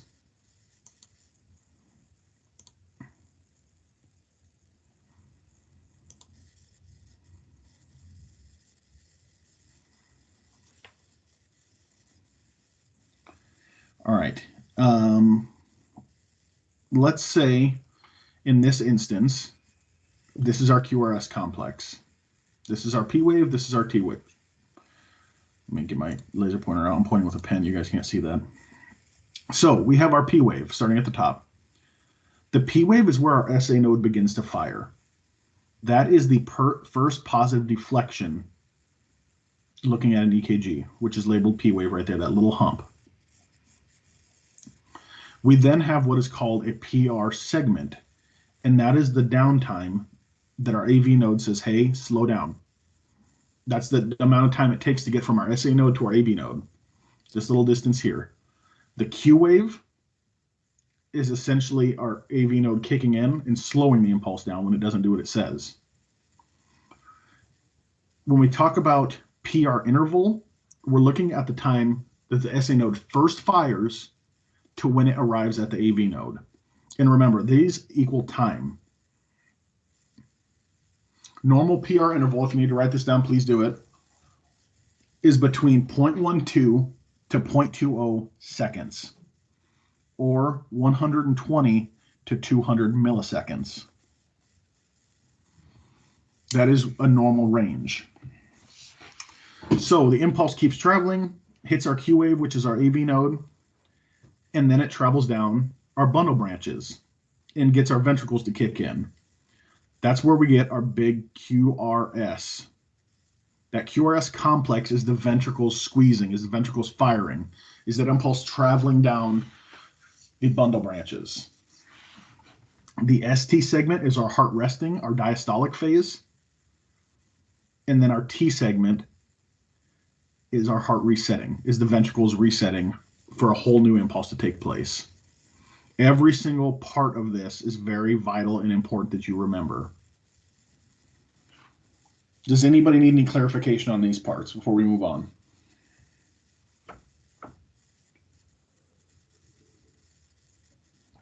And don't be afraid to speak up, please. When I was going through paramedic school, I was one of the absolute worst persons with cardiology. Even when I passed my national registry, I had no idea how I did it because I had so many cardiology questions. But I taught myself just be good at, this is a big part of paramedicine. I went to classes, I did whatever it took to be very good at cardiology, to be very proficient in cardiology. So don't be afraid to ask questions. That's how you learn. Your students, I expect that from you. Why does the PR interval end at the QRS and not the R wave? Because the R wave is a little bit further down towards your ventricles. So the R wave is really the height of the electrical activity. So the Q wave is really, it's just how it functions within our heart. It's just how the AV node terminates at that point and sends the signal past the AV node. That's why we have such a small impulse there, because it's accepted the electrical charge, and it's pushed it to the ventricles, which is why we get this massive uptick. Anything that is positively charged will be, let me get the pen out for this, will be above the baseline. And remember, this baseline is right here. That's also our isoelectric line, that flat line. Anything, like if you have a complex that's below that, can be considered negatively charged. So if the complex is upside down, that doesn't mean anything's wrong with the patient. It's just their cells are more negatively charged. But again, the Q wave is just where our AV node terminates and passes it off to the ventricles.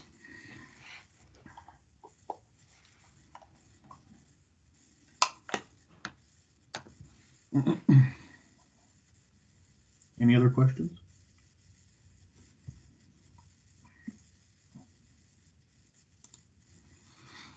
Okay. When we think of EKG paper, we have all these little boxes, right? Small boxes, big boxes, however many boxes. They are all pretty standard when it comes to how many boxes are along that EKG paper. Again, because each of those boxes doesn't just represent a size, it represents time. So let's look at EKG paper. And what I want us to focus on right now is a big box. And when I say big box, I'm going to draw one out here.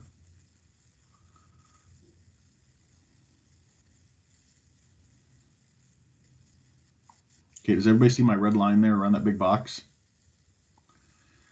You can see how the big boxes are more outlined in like a darker shade and they're wider. One big box represents 5 millimeters. So size, but it also represents time. So these 5, if I was to label that a distance or a time, that would be labeled 0.2 seconds because it is 5 small boxes.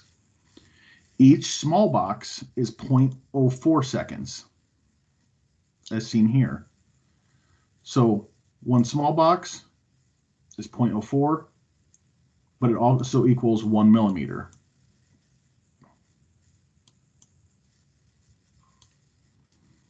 So 5 boxes would be 5 millimeters, 2 would be 2 millimeters, 3 would be 3. But if I had, and just, I'll call on somebody random, if I had 3 millimeters, what does that equal in time? Let's see who I've got to call on. Sarah, are you there? Yes. Okay, if I had 3 millimeters, what would that equal in time if 1 millimeter equals 0.04 seconds? It would be a little less than, it'd be somewhere between 0.02 and 0.03 seconds. Because 5 boxes. Nope, I'm just thinking 3 boxes. Oh, 3 boxes. So if I drew out these 3 boxes, that's which equals 3 millimeters, because each one of these is a millimeter. Oh, correct. Yep. And each one is also 0.04 seconds. Oh, okay. How many seconds would 3 of them be? You got 0.12 seconds.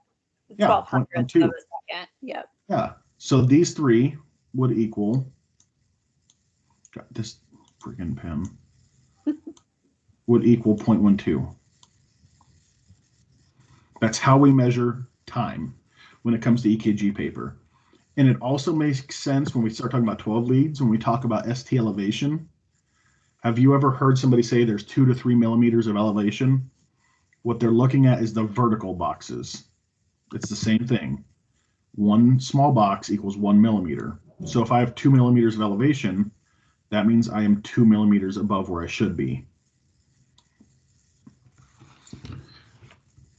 What you need to remember is one small box equals 0.04. So in theory, 5 small boxes equals 0.20. Does that make sense? It's simple math. Yes.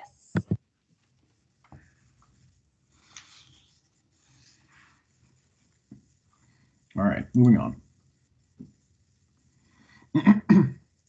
So our ST segment, and remember, our ST segment is the line, there's my P wave, There's my Q.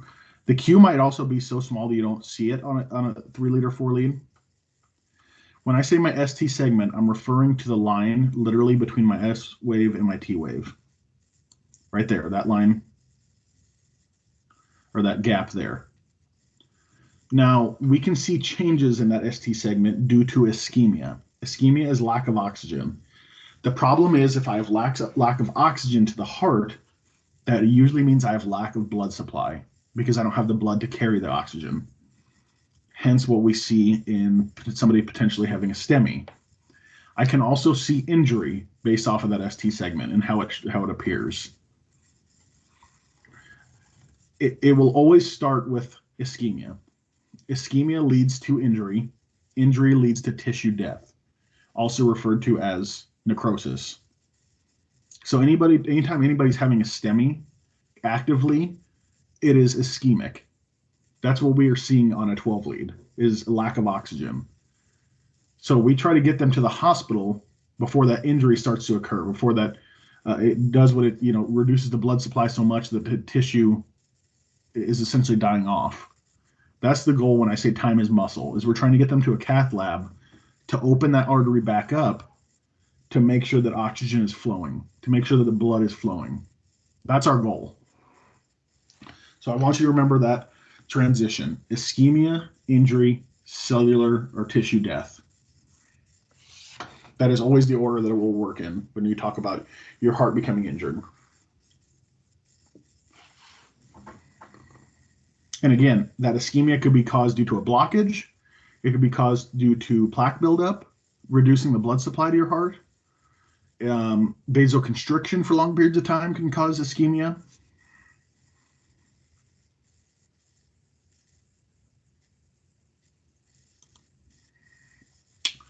When we start to look at rhythm strips, you will develop your own way of how you look at a strip.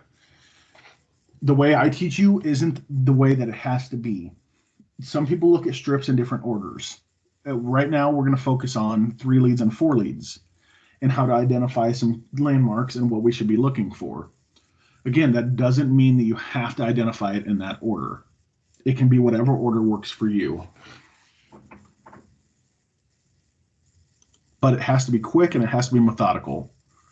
Literally, you can look at a rhythm strip and within 4 or 5 seconds be able to tell what it is.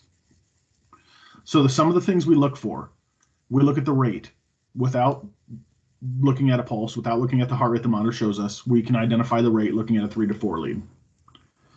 The rhythm, and what I mean by rhythm is it regular or is it not regular?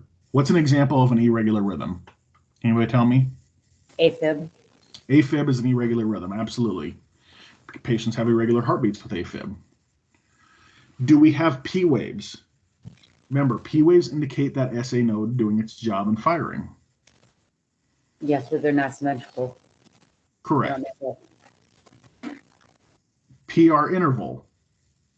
Is it normal? Is it long or is it short? It's shorter usually. Not necessarily. And then our QRS complex. Is it upright and within normal limits as far as length of time? Remember, our PR interval from the time the P wave starts to our Q wave, that is 0.12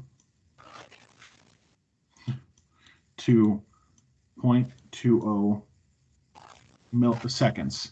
That is the duration. We do not want it any greater.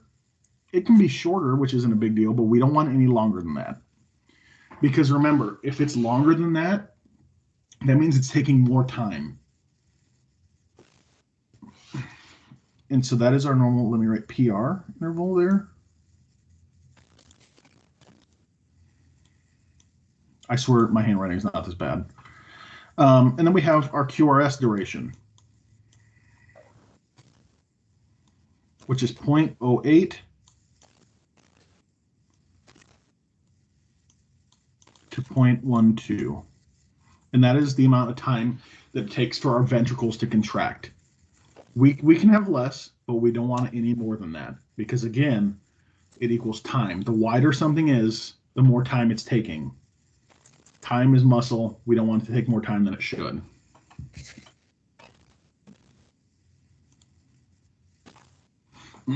So normal heart rate, 60 to 100 beats per minute. We're familiar with that. Tachycardic, anything greater than 100. Bradycardic, anything less than 60.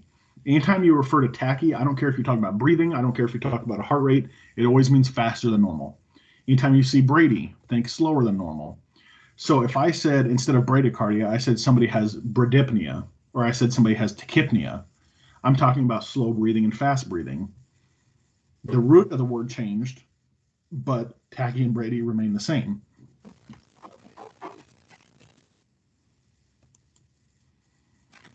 I'm going to show you how to look at what somebody's heart rate is based off of what you're seeing. Now, when we start to look at 3 leads and 4 leads, when we look at these rhythm strips, I want you to think of them as 6-second strips. And why that's important, I'll get into when we get into 3 leads and 4 leads. But for this instance, all the strips are considered 6-second strips. And I'll show you how to tell if it's a 6-second strip or not, truly. But for this duration, consider all these strips a 6-second time frame.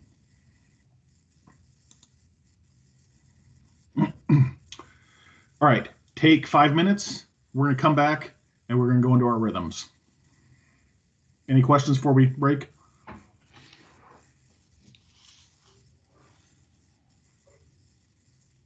All right, go rest your mind for 5 minutes, grab a snack, grab a drink. Be back here in 5, and hopefully my computer doesn't shut down.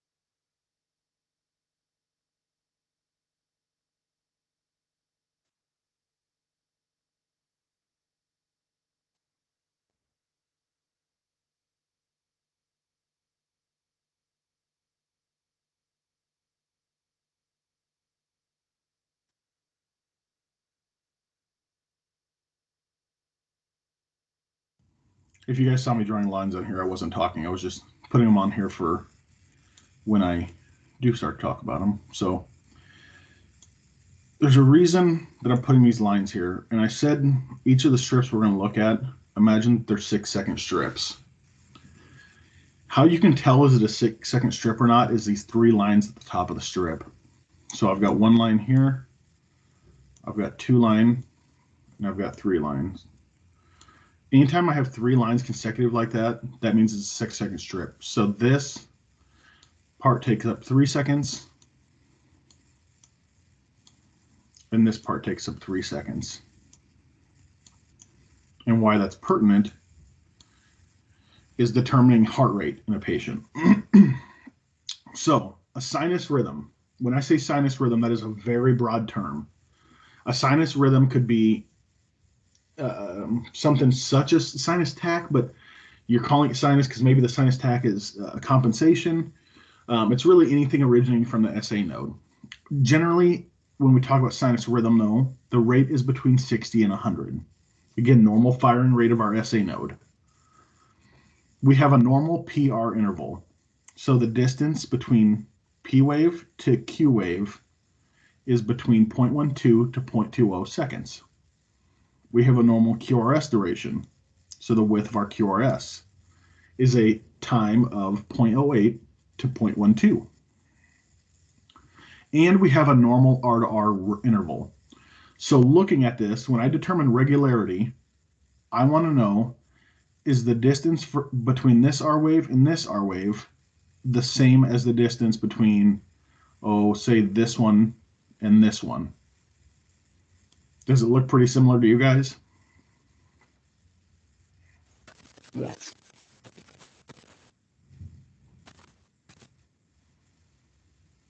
Yep. Yeah, so I would call that a regular rhythm. If it was irregular, we would have maybe 2 beats right close to each other and 1 farther away. Regular means they all march out perfectly. They're all the same distance from each other. Our heart is beating normally. Now, how I can determine rate, the easiest way to determine rate is as such. I count the complexes. I know this is a 6-second strip, right? So 1, 2, 3, 4, 5, 6, 7, 8, and 9. I've got 9 complexes in 6 seconds. How many seconds are in a minute? 60. So 6 times 10 equals 60. Then which is our 6-second strip. So I multiply those 9 complexes by 10 as well. That gives me a heart rate of 90. So if I only had 5 QRS complexes, I'd have a heart rate of 50. If I had 10, I'd have 100. If I had 2, I'd have 20. So I multiply the complexes in a 6-second strip by 10 to determine pretty close to their heart rate. Now, their heart rate could be like 86, 87. It could be 102, but it's, or not 102, 92, but it's pretty close to that 90 mark. That makes sense? Yes. Has to be a 6-second strip to be able to do that. And again, you can print off a 3-lead. The next time you mess with your monitor or with a patient, print off the 3-lead and look at the top of the paper for those 3 lines. On some pieces, it might be on the bottom as well, but you will definitely see them. So that is a normal rhythm. I've got a rate between 60 and 100, normal PR interval, normal QRS interval, normal R to R interval. It looks regular to me. And I have P waves for every single complex, which is what I want to see. I've got a P wave here. I've got one here, here, here. I've got them throughout this whole strip in front of each QRS complex. They might not all look the exact same, which is fine, but they're there.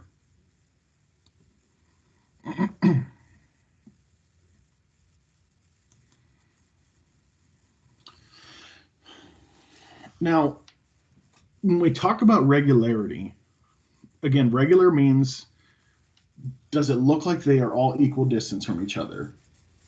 Does it look like I could, take a stencil between two complexes and it would match up between the two. That's regularity. What we have in AFib is a rhythm that is irregularly irregular. And what that means is that I can't tell when the next complex is going to hit.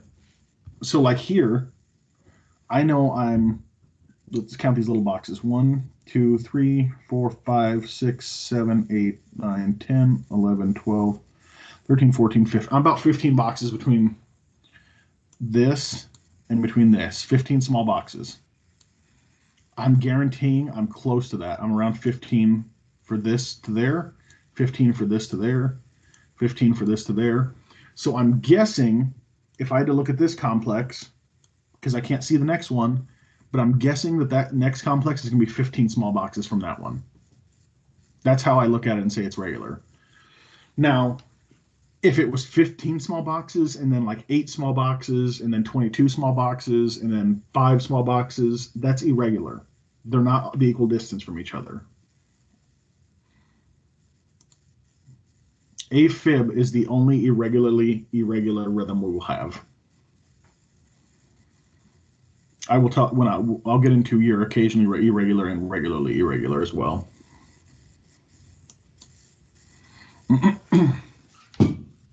So our P waves make a difference because our P waves say it's coming from the SA node.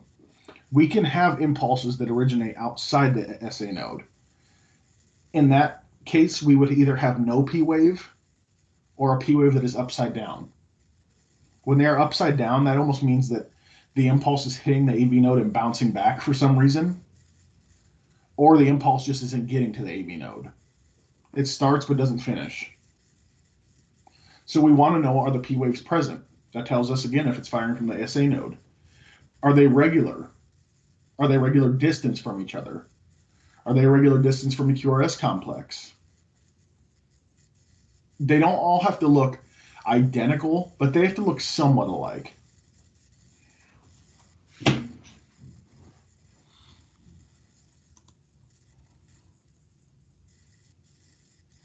We can have what is called arrhythmias. An arrhythmia is anything outside of that sinus rhythm. It could be sinus tach, it could be sinus Brady, it could be AFib, it could be SVT. Anything that is not a normal sinus rhythm, an SR, you might see it abbreviated as, which is 60 to 100, a perfect textbook rhythm, an SR. Anything outside of that, maybe it's 105 beats. That's considered an arrhythmia because it's not normal. Something is causing that. Maybe it's 42 beats. That's below normal. Something is causing that. There is generally a reason why. We know that in our super fit people, that especially our marathon runners, their heart rates can generally be lower. In those patients that work out all the time, their heart rate can be in the 40s and rest. Just because their heart is used to it. Their heart is used to the work. And when it rests, it really rests. It goes into like hibernation. We could see blood gas abnormalities causing problems with an EKG. Electrolyte imbalances. Well, we know electrolytes have a huge role in how our heart fires. Of course it could. Trauma to the myocardium. Have you guys ever heard of a patient going into cardiac arrest after being hit in the chest really hard? Yes. Does anybody remember what that term's called? This happens. What was that? Commotio cordis. That's it. Sorry. So very blunt force trauma to the middle of the sternum that can cause a patient to go into cardiac arrest, can cause an arrhythmia. Obviously, drugs can cause arrhythmias, can cause your patient to be tachy, can cause your patient to be Brady. Electrocution. Of course, electrocution is going to make a difference because our heart runs off electricity.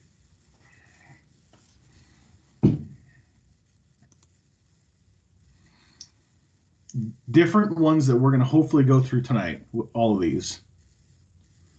Sinus Brady, sinus tach, sinus arrhythmia, we're not going to cover tonight. It's more peds. Sinus arrest, a sinus block, which is the same as sinus pause, and then 6 sinus syndrome. We're going to get through as many of those as we can tonight. So, sinus Brady. What is my heart rate in sinus Brady? Less than 60 beats a minute. Less than 60 beats a minute. Okay. That could be caused by our parasympathetic system kicking in. Maybe we're calmed down. Maybe we're really resting. Could be a little bit lower. Could be caused by vagling down. Could cause could cause fainting. Could cause a syncopal episode. Could be caused by drugs. Could be normal for some patients if they exercise.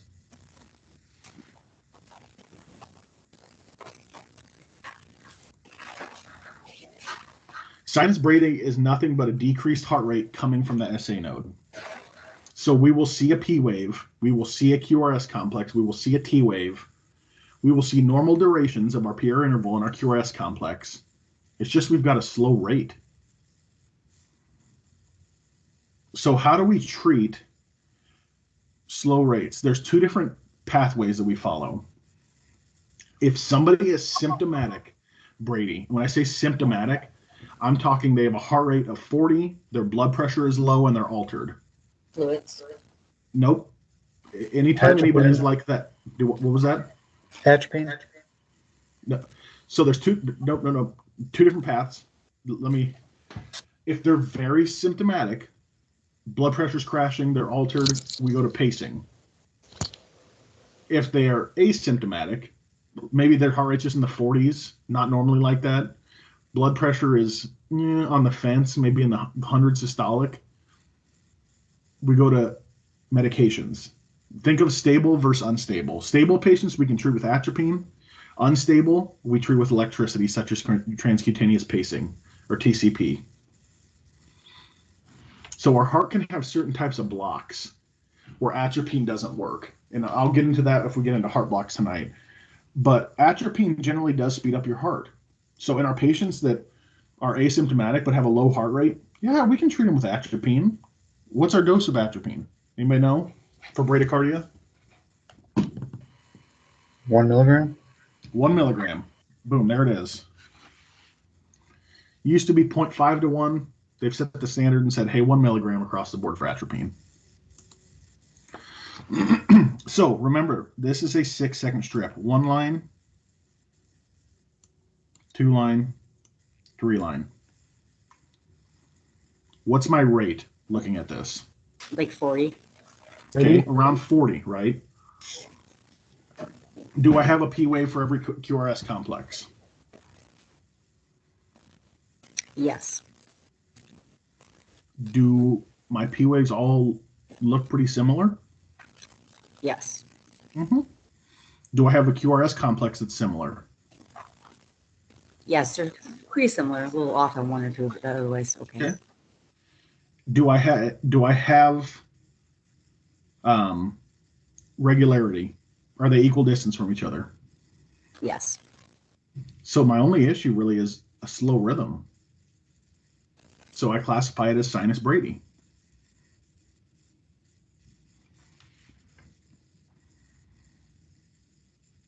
And your monitor a lot of times will print out your PR interval and your QRS duration.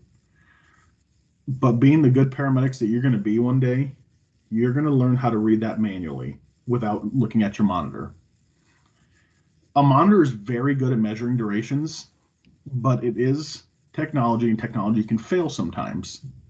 So if my normal PR interval is between 0.12 and 0.20, what does that 0.12 equal in small boxes? How many small boxes to get 0.12? 3 boxes. Yeah, I want it between 3 and 5 boxes, right? So that's 3 boxes, and that's 5. So let's look at our PR interval here. I start here where the P wave starts. I've got 1 box, 2 boxes, 3 boxes, 4, about 4.5. So I'm within normal limits. I'm at like 0.16. Same thing for our QRS duration. Where does my QRS start? Starts right about here. 1 box, 2 boxes, 3 boxes. That's 0.12. So I've got a normal width there. Yeah, your only width that was different was the second one, but not by much. Second one, what? For the QRS. Okay, so let's look at it here. So Let's say about right there. 1, 2, yeah, so about 2.5, but it's still within normal limits. yeah, so it was a little bit off, but not much. I will tell you when it comes to 3 leads and 4 leads, don't look too far into something because you'll find what you're looking for. Your mind will make you believe that you're seeing something you're not. When it comes to 3 lead and 4 leads, these are rapid, quick looks. Okay. Is my QRS narrow? Boom. I can tell it's narrow because a wide QRS will look like this.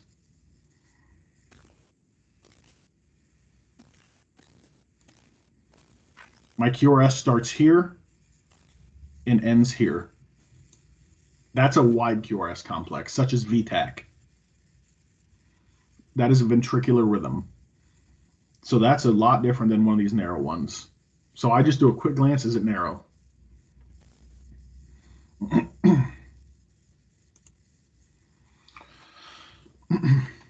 So that's sinus brady. Let's talk about sinus tach.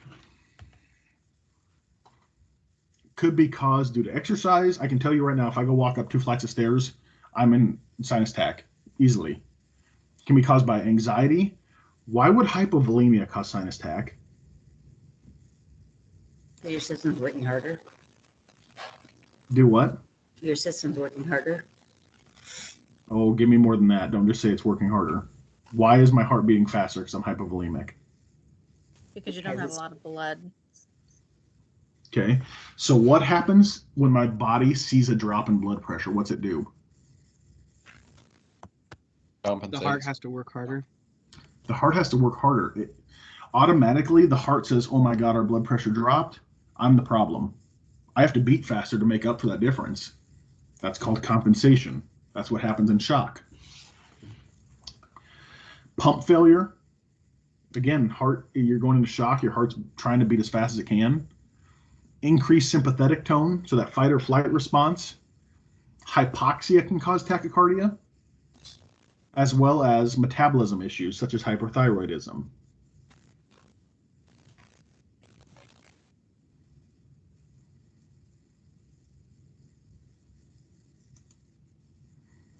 So we've got another 6-second strip here. My 3 lines at the top. What's my rate? 120. 130. Yeah, 120 to 130, right? Do I have a P wave for every QRS complex?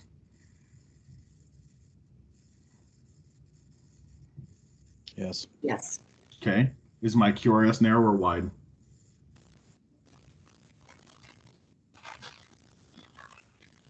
A little bit wide. You're looking for something that isn't there. Okay. It's narrow. It's narrow.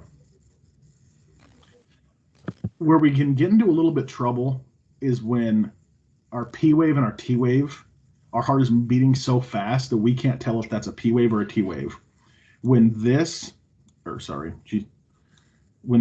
T wave merges with this P wave because the heart's beating so fast, that's a rhythm of its own. And I don't want anybody to name it. We'll get to that. But we can't definitively say if there's a P wave or not when that happens. AFib can be a chronic issue. It could be a new onset. What is a concern with AFib for patients? Shooting clots. Throwing clots, right? Why do they throw clots in AFib?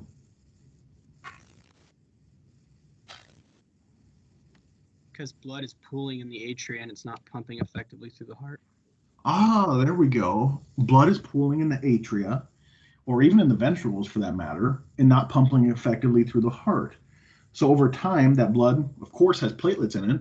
That blood that's pooled up could become a clot. You get one squeeze, and the next thing you know is this person's having a stroke. That's why what medication are patients often on when they have AFib? Either warfarin, Plavix, or Equalis. But what type of medication is that? Oh, anticoagulant. Anticoag. Nope. What? Anticoagulant would be more like a Okay, so antiplatelet, makes it's a blood thinner, right?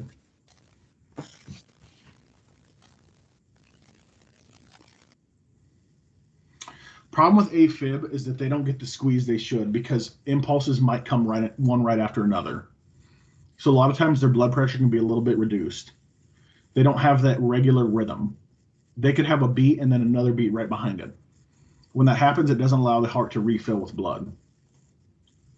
Can cause hypotension in some patients, especially a new onset of AFib. That's why patients that have a syncopal episode, or we get called to a patient that's unresponsive or had passed out and has regained consciousness, we should be putting them on a 4-lead, if not a 12-lead. I see it real often. You put them on a 4-lead and you see AFib, and the first thing I ask is, hey, have you ever been told you have a irregular heartbeat? Don't ask them if they've ever been told they have AFib, because they won't understand what that means. But ask them, do you have a irregular heartbeat normally? If they say no, the light bulb clicks on in our head. I'm guessing you passed out because you have a new onset of AFib. You had a drop in blood pressure, your brain wasn't sure what to do, it became hypoxic, and you passed out. For some treatment of AFib, a lot of these patients are placed on diltiazem, which is a calcium channel blocker, to try and convert that rate or convert that rhythm, or some sort of beta blocker. Would it be a beta 1 blocker or a beta 2 blocker? Beta 1. Beta 1 for the heart. I do have a question. Yeah. Okay, so when I said anticoagulant in a blood thinner, what's the difference between anticoagulant and a blood thinner? So a blood thinner is essentially breaking down the fibrin within your blood, breaking down that clotting cascade, as opposed to like an anticoagulant or an antiplatelet such as aspirin. Those are going to make your blood cells more slippery, so they kind of bounce off each other, so that they kind of not prevent clot. Well, it does prevent clotting. As to where a blood thinner will break up a clot. Okay, I was just asking because my mom has AFib and she's on warfarin. Mm-hmm. And that's why.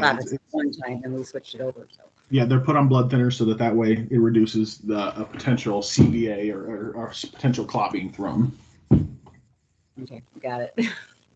Just clarification. Sorry.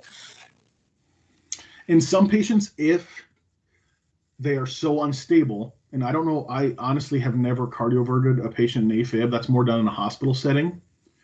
It can be done to convert them back to a sinus rhythm. If you guys have not seen a cardioversion yet, you will see them in cath lab and cath lab recovery, where you put the fast patches on somebody, you turn the electricity up, and you give her hell Tinkerbell and watch a rhythm convert from what it was to what it's going to be. Here's an example of AFib. Now, if you look at this diagram of the heart up here, it is firing from all sorts of different places, not just our SA node. It's firing from all over the atrium. That's what those stars indicate. AFib will not always have a P wave. Some may, some might not. It is still a narrow QRS. So this is still narrow, that distance. I have no P wave because maybe that beat didn't come from the SA node. But look at the gap between these two compared to this one. Look at the gap for number 2 compared to number 1. That's how I determine if a rhythm is irregular. Number 1 is way smaller of a gap than number 2. Does everybody see that? Yep. Yeah. That's how I classify AFib. It is an irregularly irregular rhythm. So because of that, I now can't trust that rhythm. So I can't guess what the next beat is going to be outside this 6-second strip. That's why if you watch a patient that has AFib and you put them on a pulse ox or whatever it is on your monitor, what does their heart rate do? It's kind of all over, it fluctuates. It's all over the place. It can go from 60 to 70 to 90 to 110, back down to 60. It bounces around, right? That's a pretty good indicator that somebody's on AFib as well without putting them on a 4-lead, is when you see that bouncing back and forth. Good to know. Another rhythm that we could potentially see is what's called supraventricular tachycardia, otherwise called SVT. SVT is, again, supraventricular. What does supra mean? Above. Above. Think of like a supraglottic airway. We place it above the epiglottis. It's the same thing with ventricular, supra meaning above the ventricles. So the rate is coming from above the ventricles. Rapid heart rate makes the P waves indiscernible. So I can't tell if there's a P wave or not. This could be caused by caffeine, nicotine, alcohol, drug use. New onsets of SVT can be common as well. Patients will complain of almost like a horse. It feels like a horse is in their chest running around. They have really strong beats and it's really fast. It can also be a severe compensation mechanism for something, such as hypoxia, such as some cardiac drugs that we might give our patient. Now, with the heart beating that fast, we don't have time in between contractions to let the heart fill back up with blood. So we are going to have a reduced cardiac output. We are going to have potentially lower blood pressure. The two hallmarks we look for in cardiac patients to determine stability. We look at mental status and we look at blood pressure. Those are the two things that determine if somebody's unstable or stable, blood pressure and mental status. Because if somebody's mentating just fine, that means they're getting enough blood to their brain. If they're altered, might not be getting enough oxygen to that brain. And that's evident through their blood pressure. In those patients, please don't put them on just an automatic blood pressure and hit it and hope you get 120/80. One thing that drives me nuts is we've forgotten how to get manual blood pressures on patients. There's a huge difference between manual blood pressure and automatic blood pressure, especially if you're putting it over somebody's clothes or whatever it might be. Don't forget how to do that because that can come in handy when you're doing your assessment on somebody that potentially has reduced cardiac output, is getting a good manual blood pressure. This is what SVT looks like. I've got a narrow complex, so a narrow QRS. And if this was a 6-second strip, I'd have 1, 2, 3. 220. What was that? I said about 220 or more. Okay, so let's just say that roughly that's 22 complexes then. That, imagine having a patient that their heart was beating at 220 beats a minute. That is terrifying. I'm guaranteeing at that rate their blood pressures dropped significantly. Now, can I tell if in between that is a P wave or a T wave? No. You know, there's some literature that will say any rate above 140 or 150 is considered SVT. The real true hallmark of SVT is looking and seeing if I can tell a P wave from a T wave. If you can't, automatically it becomes SVT. If you can, it's still sinus tach. SVT, you cannot tell if that's a P wave or T wave in between the complexes. It's still narrow complex. So let me ask you this. The unstable way to treat them is with electricity, which we'll get into down the road. Don't boggle your mind with that. But what's the medication route for treating somebody with SVT? Adenosine. Adenosine, otherwise known as adenocard. What is my first dose of adenosine? 60 milligrams. What was that? 60? Nope. 6.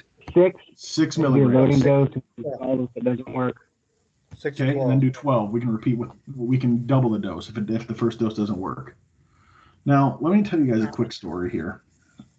I had a patient right when I came out of paramedic school, and I tell this to all the students I teach ACLS to because it's a true story, and I made myself look like a fool. I had a patient, I got him in the back of the ambulance, and as a new paramedic, you get what's called the halo effect. And what I mean halo effect is you think you are angelic at that point.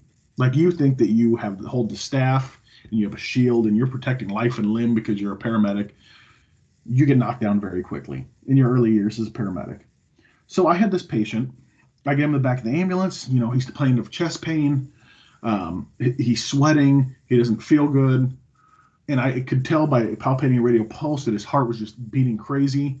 So I put him on the monitor. His heart rate's in the 160s, 170s, and the light bulb clicks on in my head, and I go, "Oh my gosh!" I printed the strip off. I said, "I can't tell if that's a P wave or T wave. It's automatically SVT."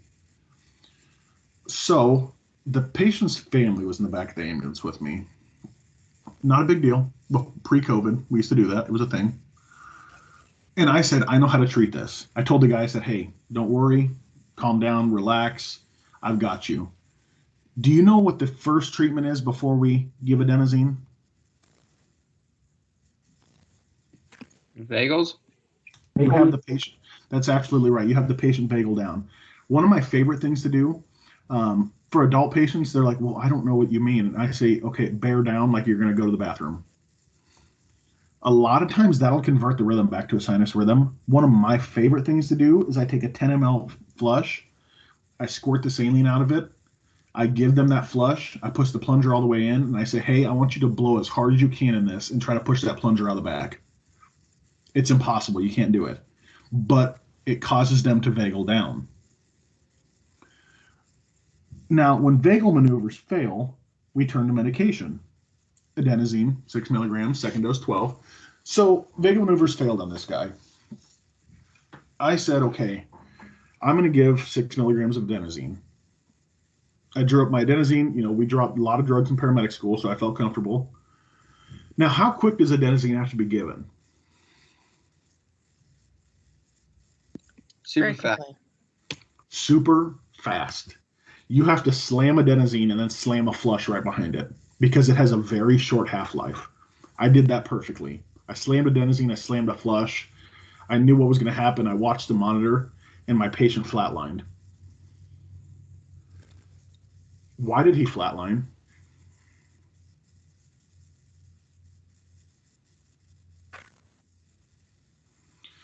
It is a normal reaction for adenosine to see your patient go into asystole for 3 to 4 seconds post giving adenosine, because you hit the control alt delete of their heart by giving that. Nobody told me that. I slammed adenosine. My patient went asystolic. Family doesn't know what what SVT is, but you can believe they know what flatline is, thanks to Chicago Med and Chicago Fire, or whatever it is. Thanks to ER, all the medical shows. They know what flatline means. Nothing good comes from a flat line on a monitor.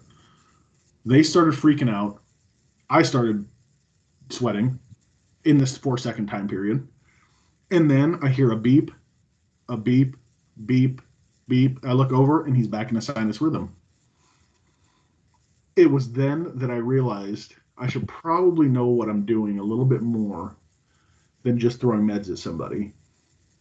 And that's why I did a little more reading on adenosine at the time and found out it causes an asystolic pause. It causes ventricular standstill, otherwise known as asystole.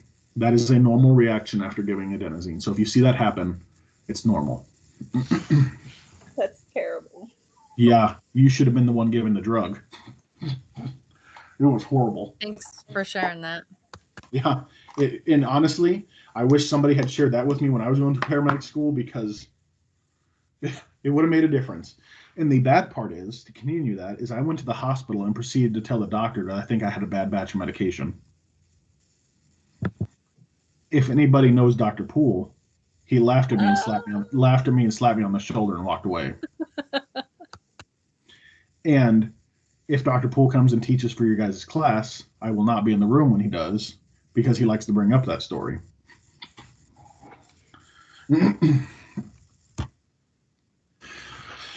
Another rhythm that we could potentially be familiar with is a flutter.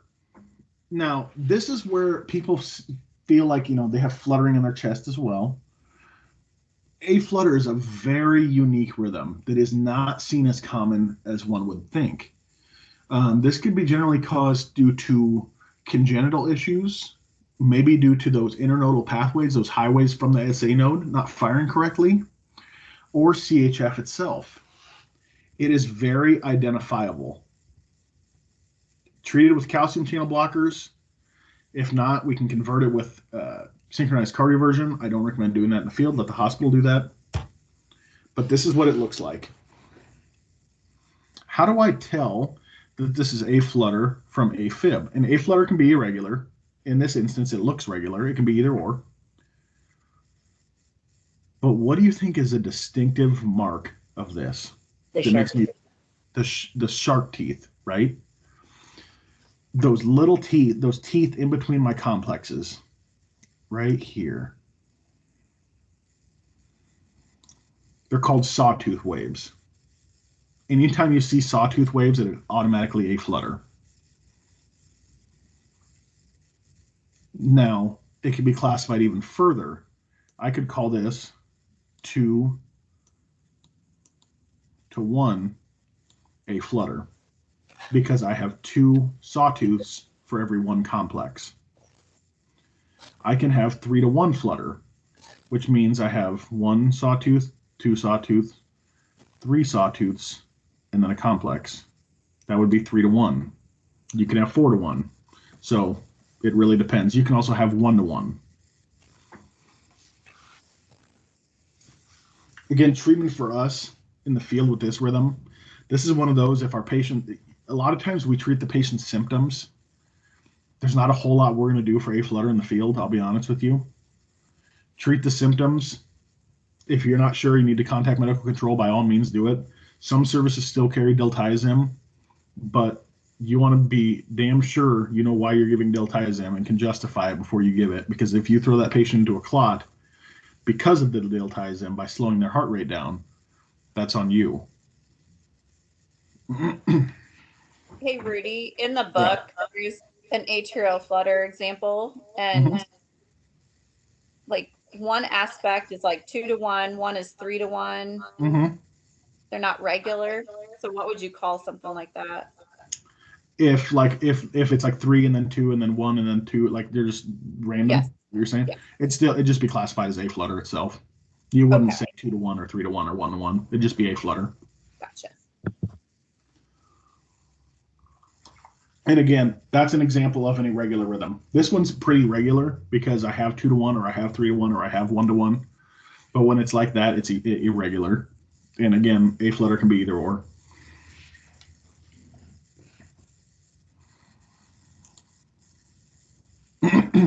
All right, we can get what's called sinus arrest. That is where we have when I say arrest in medical terms, what does that usually mean? Because it doesn't involve handcuffs. Like pauses. A pause, right? When we talk about pauses or arrest, think of cardiac standstill. A good example of cardiac standstill is the rhythm asystole. We should all know what asystole is. It is a flat line on the monitor. This can be caused due to ischemia. Most of the time it's due to medications. Obviously, that will compromise cardiac output because we have no beats during that time. This is an example of sinus pause or sinus arrest. I have normal beats that are regular. I've got a P wave. I've got a QRS complex. It's narrow. I've got a good PR interval. I've got a good T wave. But then something goes wrong. And now... You said that's like a 3 second pause? Is that how you put that usually? Oh, I'd say less than that because from here to here is 3 seconds. So I'd say that's a second and a half, maybe. 2 seconds at most. But even then, I wouldn't even, when it comes to like documentation, I wouldn't even dare to say that's a 1.5 to 2 second pause. Because God forbid your report ever get audited or go to court or something like that, and they say, hey, how did you know that was exactly a second and a half? And you can't justify it. They've now created reasonable doubt. And you've lost your integrity. So I wouldn't even try to guess how long the pause was.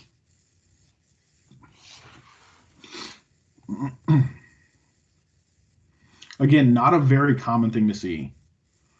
But that's kind of what it looks like when you give adenosine. Except you've got a really fast rate, this pause, and then it slows down into a sinus rhythm.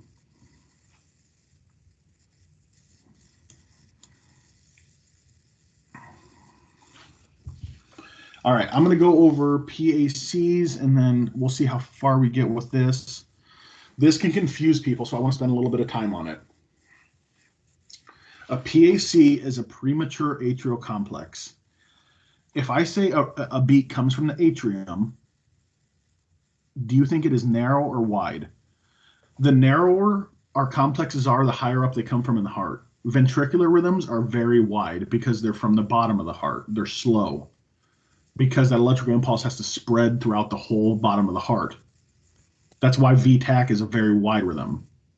So remember, top of the heart, narrow rhythms, bottom of the heart, wide.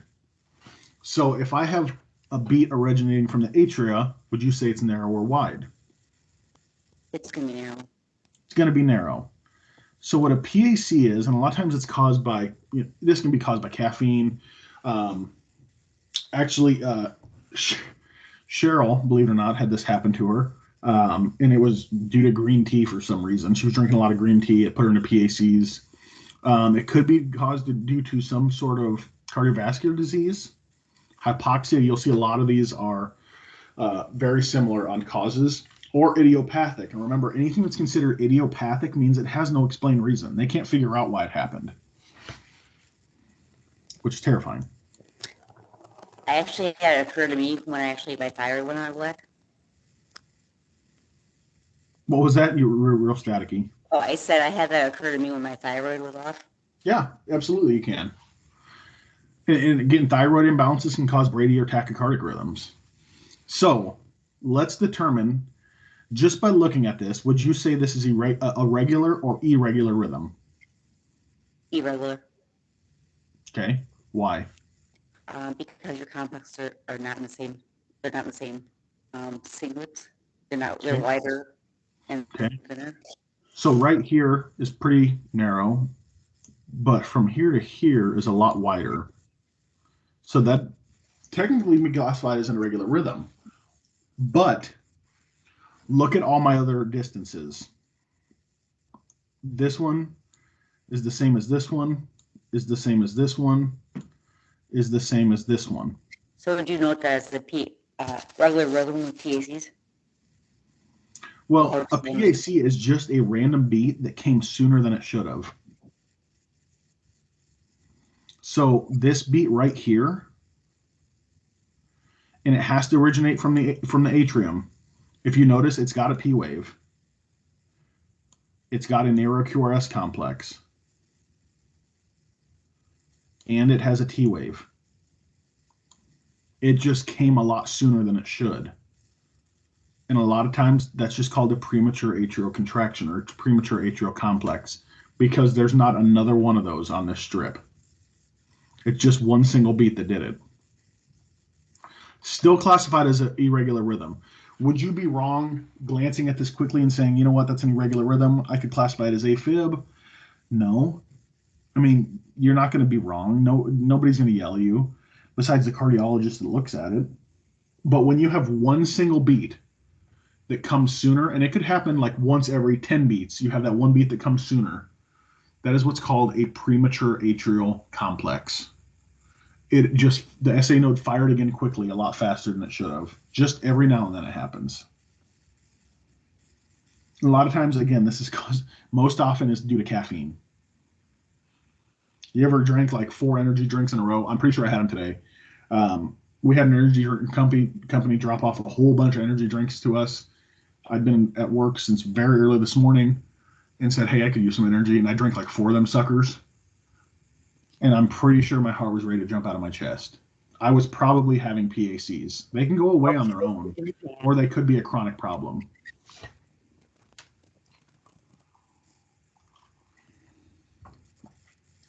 Who needs a little clarification on that? Because last year I had some issues with just people not truly understanding the difference between that and AFib.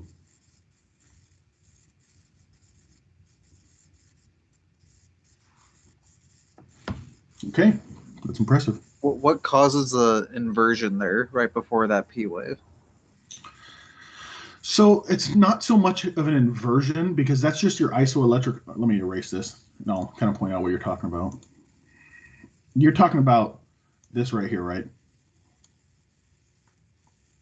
Yeah, that. It's not so much of an inversion because that's supposed to be a flat line. That's just your isoelectric line, your baseline.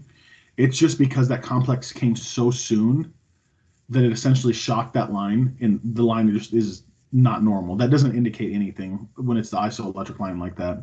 Now, if that was a P wave upside down, that comes into a whole new territory, which is called a junctional complex.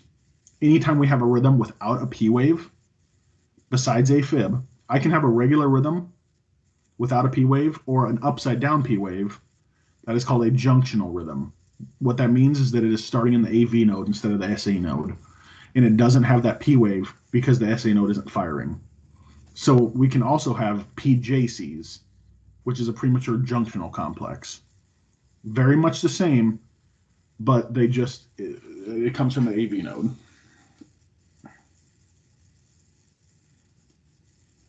And I'll cover that more next week. Oh, I might actually cover it now. No, I'm not. I'm going to cover blocks. So a problem with our heart that we can have is people can have different classifications of heart blocks. These are very hard for people to comprehend. I have physicians and nurses that go through ACLS and that can still not grasp this. If you don't understand it, please, I'll show you in person as well. It's easy for me to draw out and show you, but please speak up. So anytime we have what's considered an atrioventricular block or an AV block, it is a blockage in the electrical system. It's not a mechanical blockage like a clot. It is something holding up the electrical system. This could be a pathway that's interrupted, a broken pathway, whatever it might be. It could be causing an AV block. Now, AV blocks can slow down your heart rate. We're going to look at 3 classifications of blocks: a first degree, a second degree type 1, a second degree type 2, and a third degree block. All have differing heart rates. Now, before I do that, let me show you something real quick. Let me draw a heart here at the bottom. My God, it's supposed to be a heart, not a potato. SA node. Okay. What did we say the SA node fires at?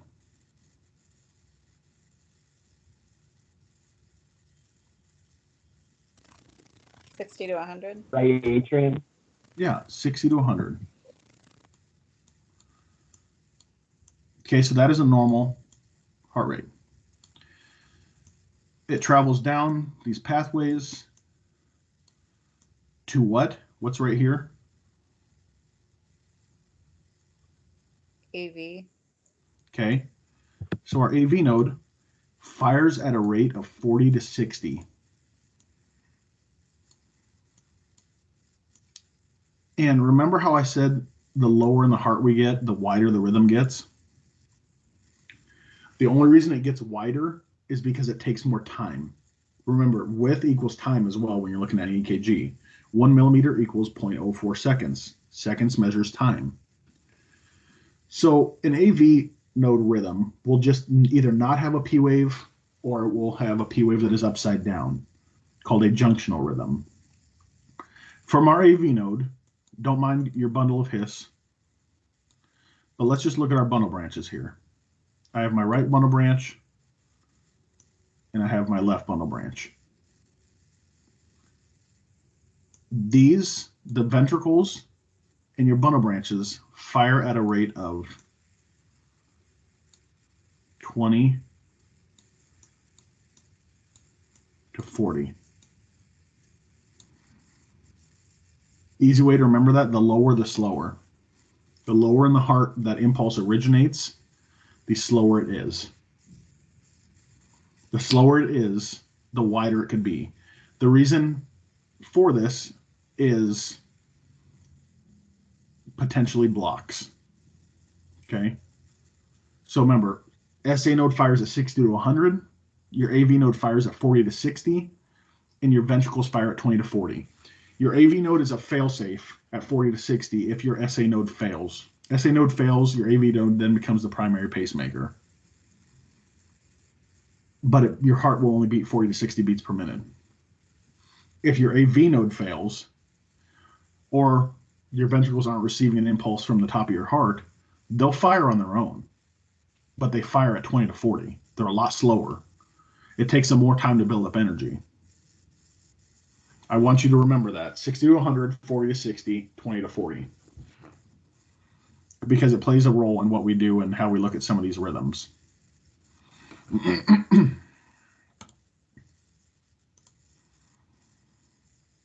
So these are just our internodal pathways. This is our AV node right here.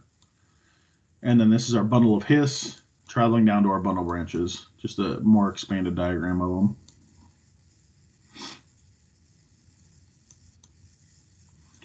So our first block we are going to look at is a first degree AV block. All the first degree block is that it takes more time for the impulse to get from the SA node to the AV node.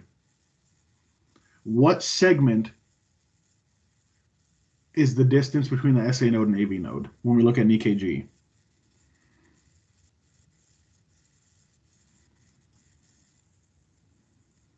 Certain segment with the what segment?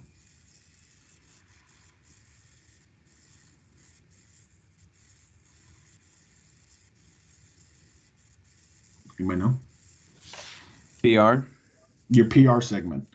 That's the distance from your SA node to your AV node. Absolutely. So people can live with first degree blocks. It's no big deal. Generally, it doesn't affect anything. Their heart rate still is around 60, but their PR interval is elongated. It's wider than 0.12, which is our allowable, or 0.20, sorry. It's longer than 0.20. So if I look at this, starting here, I've got 1 box, 2 boxes, 3, 4, 5, 6, 7, 8 small boxes. What's 8 small boxes in time? If each one is 0.04. 0.32. 0.32. They will all be that same distance. If I look at the PR segment in all of these, it will all be 0.32 or close to it. A PR interval that is consistently the same length but long is considered a first degree block.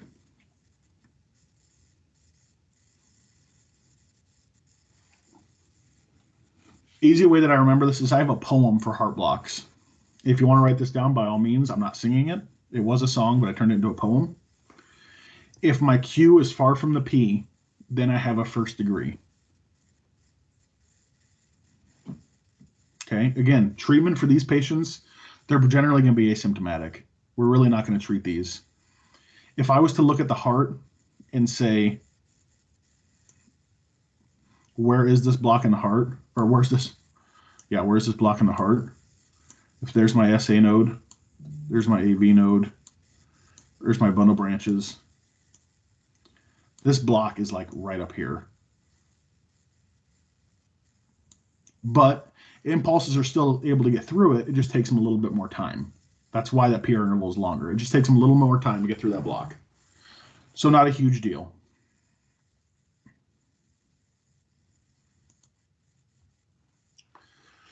From there, and it's, again, considered a low-grade AV block. Type 1, or first degree, is considered a low-grade AV block. The next block is what's called a second-degree type 1. The other name for that is Winky-Bach. That is because that is the last name of the guy who first discovered this block and named it after himself, that selfish fella. So this is when we get an intermittent block between the SA node and the AV node. Same place as far as blockage,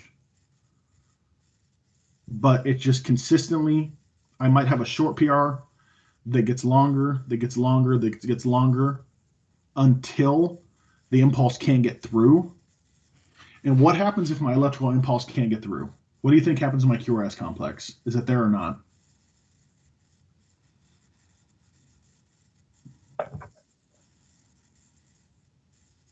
It generally drops a complex. So let's take a look at this. And this is, again, still considered a low-grade AV block. Patient's heart rates might be a little reduced, might be 50. Nothing of too much of cause of concern, but we should know it's there and be able to identify it. So let's look at this first PR segment right here. I'm within normal limits. I'm at 1, 2, 3 small boxes.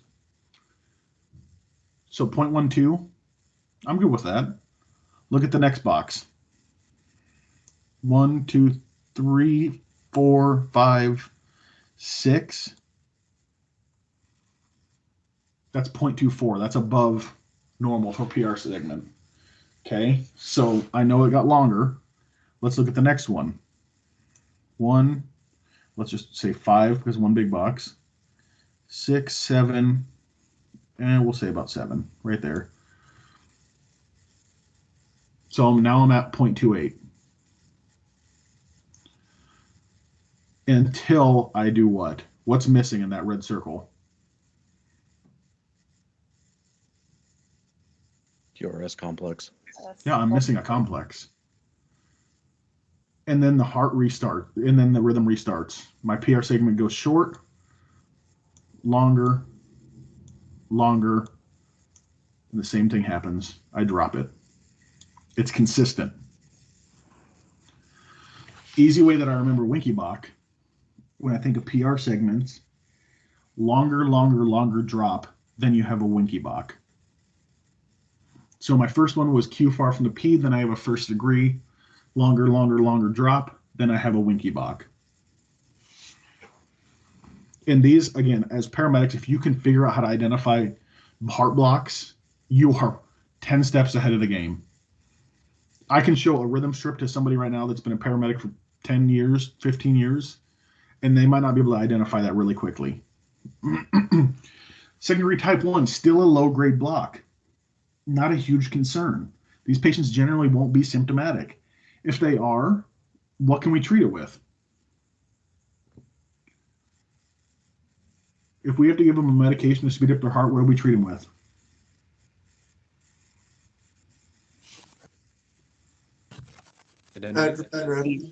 Atropine.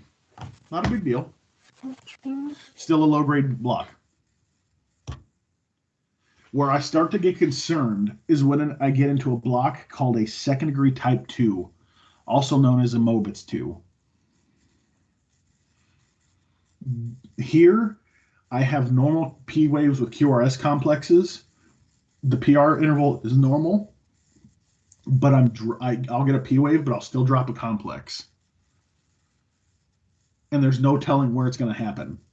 Kind of like a secondary type 1, I can say, okay, longer, longer, longer drop, longer, longer, longer drop. I can consistently look at that and know when it's going to drop a QRS. With a second degree type 2, I can't do that. There's no telling where it's going to happen. You have a P wave beat, such as here, but you're missing the complex. But where I do have complexes, my P waves are normal distance from the Q waves. My PR segment's normal in those. But for some reason, I'm dropping complexes out of nowhere. Can you show us what that block would be on the heart? Yeah, absolutely. This is more considered a high-grade AV block. So if I draw my heart out, when I talk about high-grade AV blocks, that means it's closer to the ventricles. So, oh my God, my heart is horrible. It looks like an elephant if I put a trunk on it. SA node, pathways.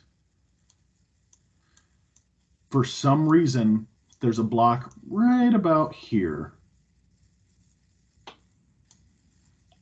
Because my P wave's working, my SA node is working.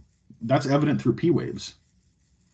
But only certain are getting through to my ventricles. My ventricle isn't getting every single signal to fire. It's only getting ones every now and then, for whatever reason it might be.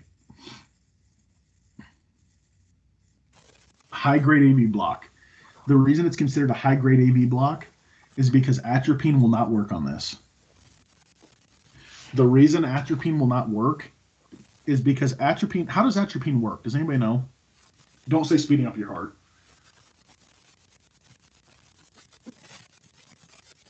how does it work? It blocks our parasympathetic system. And so if it blocks our parasympathetic system, it also blocks our vagus nerve. Atropine works by taking away the brake of the heart, which is our vagus nerve. It paralyzes the respiratory system? No. No, it paralyzes. How do I want to say this? I'm sorry, I'm trying to think how I want to say this, but it causes a disruption, paralyze the area, so the causes a tachycardic reaction to the. I don't know, forget it. I don't say it. So. Think of the bicycle wheel that I was talking about earlier.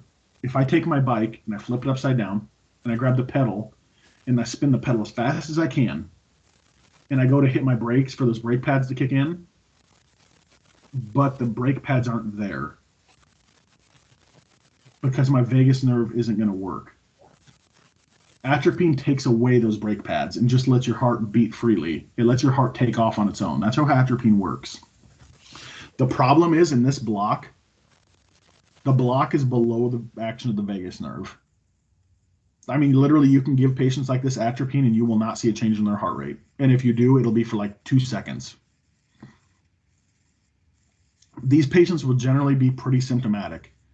Heart rate could be in the high 40s, mid 40s with a second degree type 2.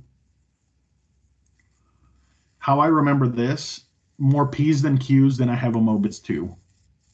So again, from the beginning, Q far from the P, then I have a first degree, longer drop, then I have a Winky Bach, more P's than Q's, then I have a Mobitz 2. Second degree type 2, high grade AV block, which means the next block is going to be high as well. They need to be treated with pacing, high grade AV blocks, not atropine. You treat them with pacing if they are symptomatic, meaning they have altered mental status and low blood pressure. Please, for the love of God, do not go pace somebody with a heart rate of 40 when they're stable. Just let them be.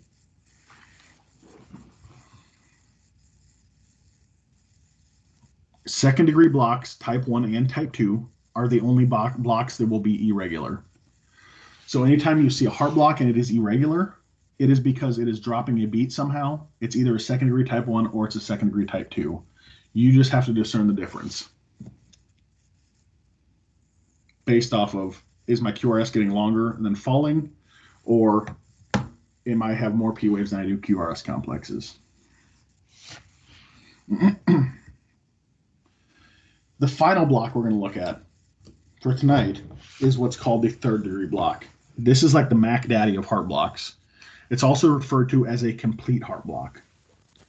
Nothing from the SA node is getting down to the ventricles, not one thing. So what did I say the ventricles will do if they're not getting an impulse? If they sense that nothing is coming from above, they'll beat on their own. But what rate do they beat at? Bradycardic, really 40 to 60? Nope, that's lower than that. Like less 20 than 40. 20 to 40. 20 to 40. So in a third degree block, your rate will generally be between 20 to 40 with these patients. This is generally caused by either a heart attack causing severe bradycardia that has now developed into a block, or a very common one is a beta blocker overdose. Somebody takes too much metoprolol or overdoses on it, you will see a third degree heart block if it's that severe. They've now killed their electrical system down to the ventricles. A lot of times it's in our elderly population because their conductive system could potentially break down over time. This will absolutely cause a decreased heart rate, which means decreased cardiac output. These patients, 100%, they need paced. And I'll tell you a story after we go through this next rhythm. This is what a third degree block looks like. I want you to note a couple things here. The QRS complex is no longer narrow. We now have a wide complex. Not super wide, but it's wide. A third degree block has no correlation between my P waves and QRSs. Those P waves are the sign, is our SA node trying to fire, but there's something blocking it, not getting to the ventricles, so the ventricles are firing on their own. I want you to look at something here. I have a P wave here. I have a P wave here. Here. There. There.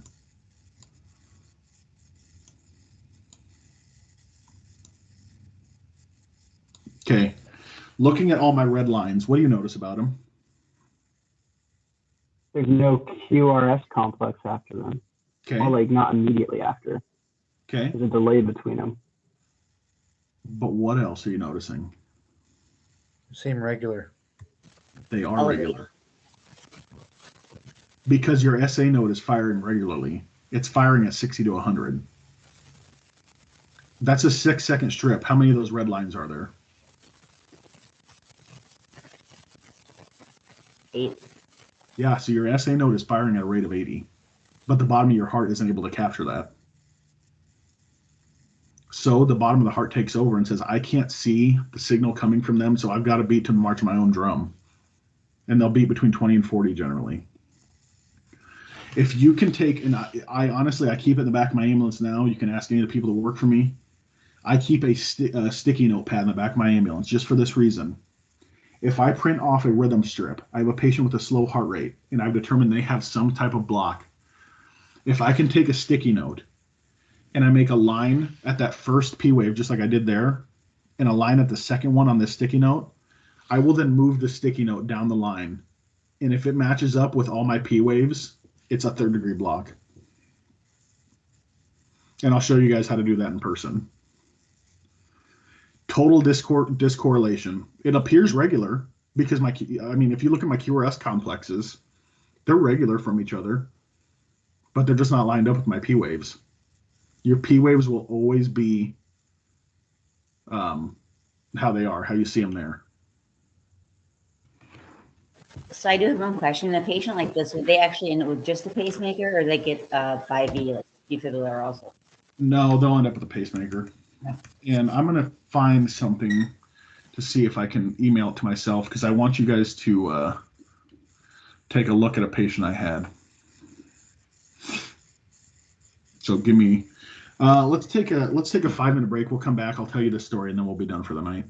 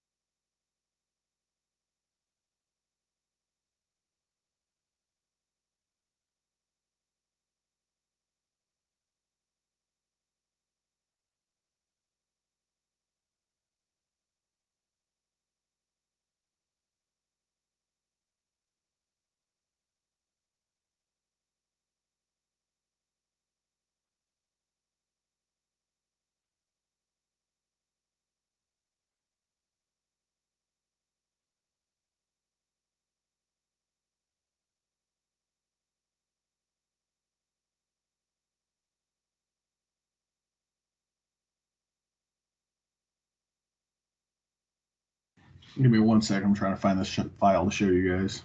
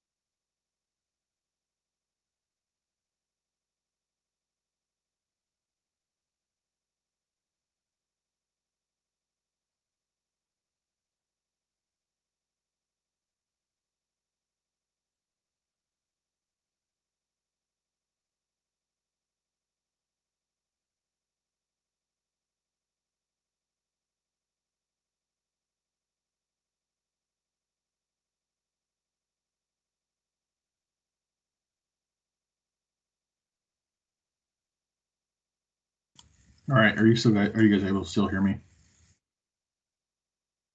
Yep. Okay. I for some reason can't get my email to pull up, but I'll tell you guys a story about it, and I'll show you guys in person this strip that I had. So I got paged out to an 87-year-old female that was unresponsive. This has probably been 5 years ago. It was in the middle of a snowstorm. Unfortunately, our ambulance at the time that we had was only 2-wheel drive. Her driveway was about 1.5 miles long. Driveway couldn't make it up to it. I was still back at the station. I got a phone call, said, hey, grab a truck that has 4-wheel drive, come out here. I need you to essentially bring the patient out to us. So I go barreling through this lady's yard. I get into her house. Her son's there with her. There were a couple other providers on scene before us. It was a first responder crew almost. Gave me a set of vitals that they got on the patient. Blood pressure was like 110s. Heart rate they gave me was 70 something. Pulse ox 94%. Asked if they took a blood sugar. They said blood sugar was in the 70s. One of the questions I always ask is what's a normal blood sugar for the patient? The son didn't know. Brought me some medications. One was insulin. One was metoprolol. One was it was a vitamin of some sort. I don't remember what it was off the top of my head. But one of the things I commonly do with patients, especially if they're unresponsive, and I mean, she was pale, she was diaphoretic, she looked very much like a cardiac patient, is I always feel for a radial pulse.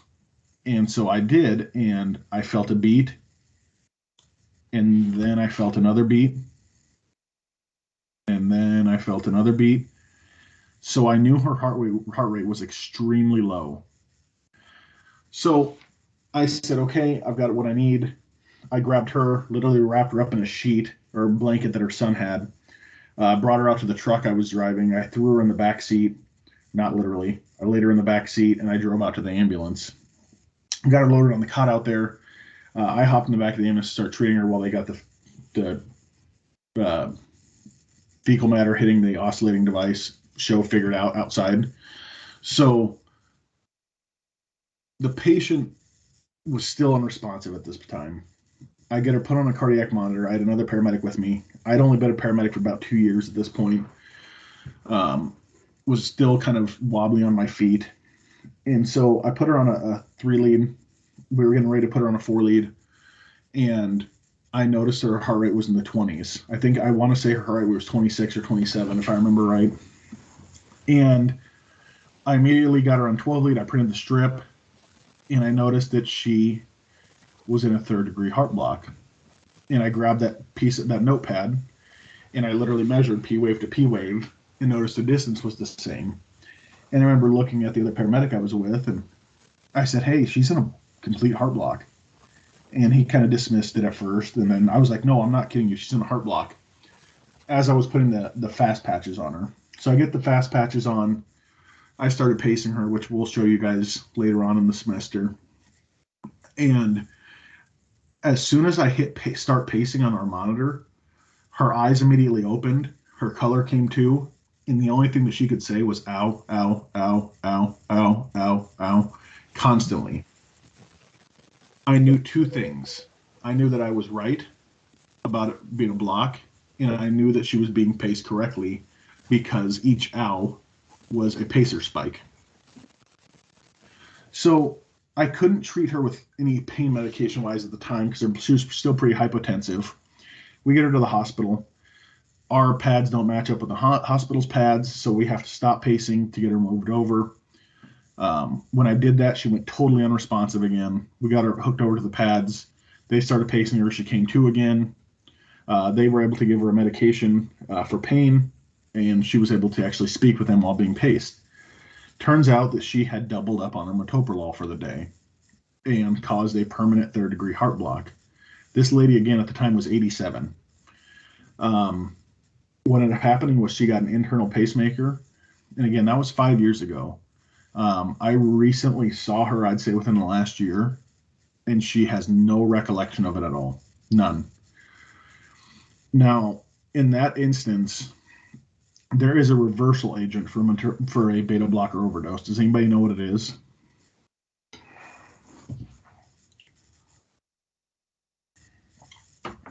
Believe it or not, glucagon. Glucagon is a reversal agent for a beta blocker overdose. You might actually see that in your protocols for a beta blocker overdose. Anything that ends in LOL is a beta blocker. Metoprolol, labetalol, whatever it might be. I had asked the physician, I said, "Hey, if I had known at the time or even thought about giving glucagon, could that have changed things?" And he said the right call was to begin pacing the patient immediately, because you never know how fast somebody's going to decompensate.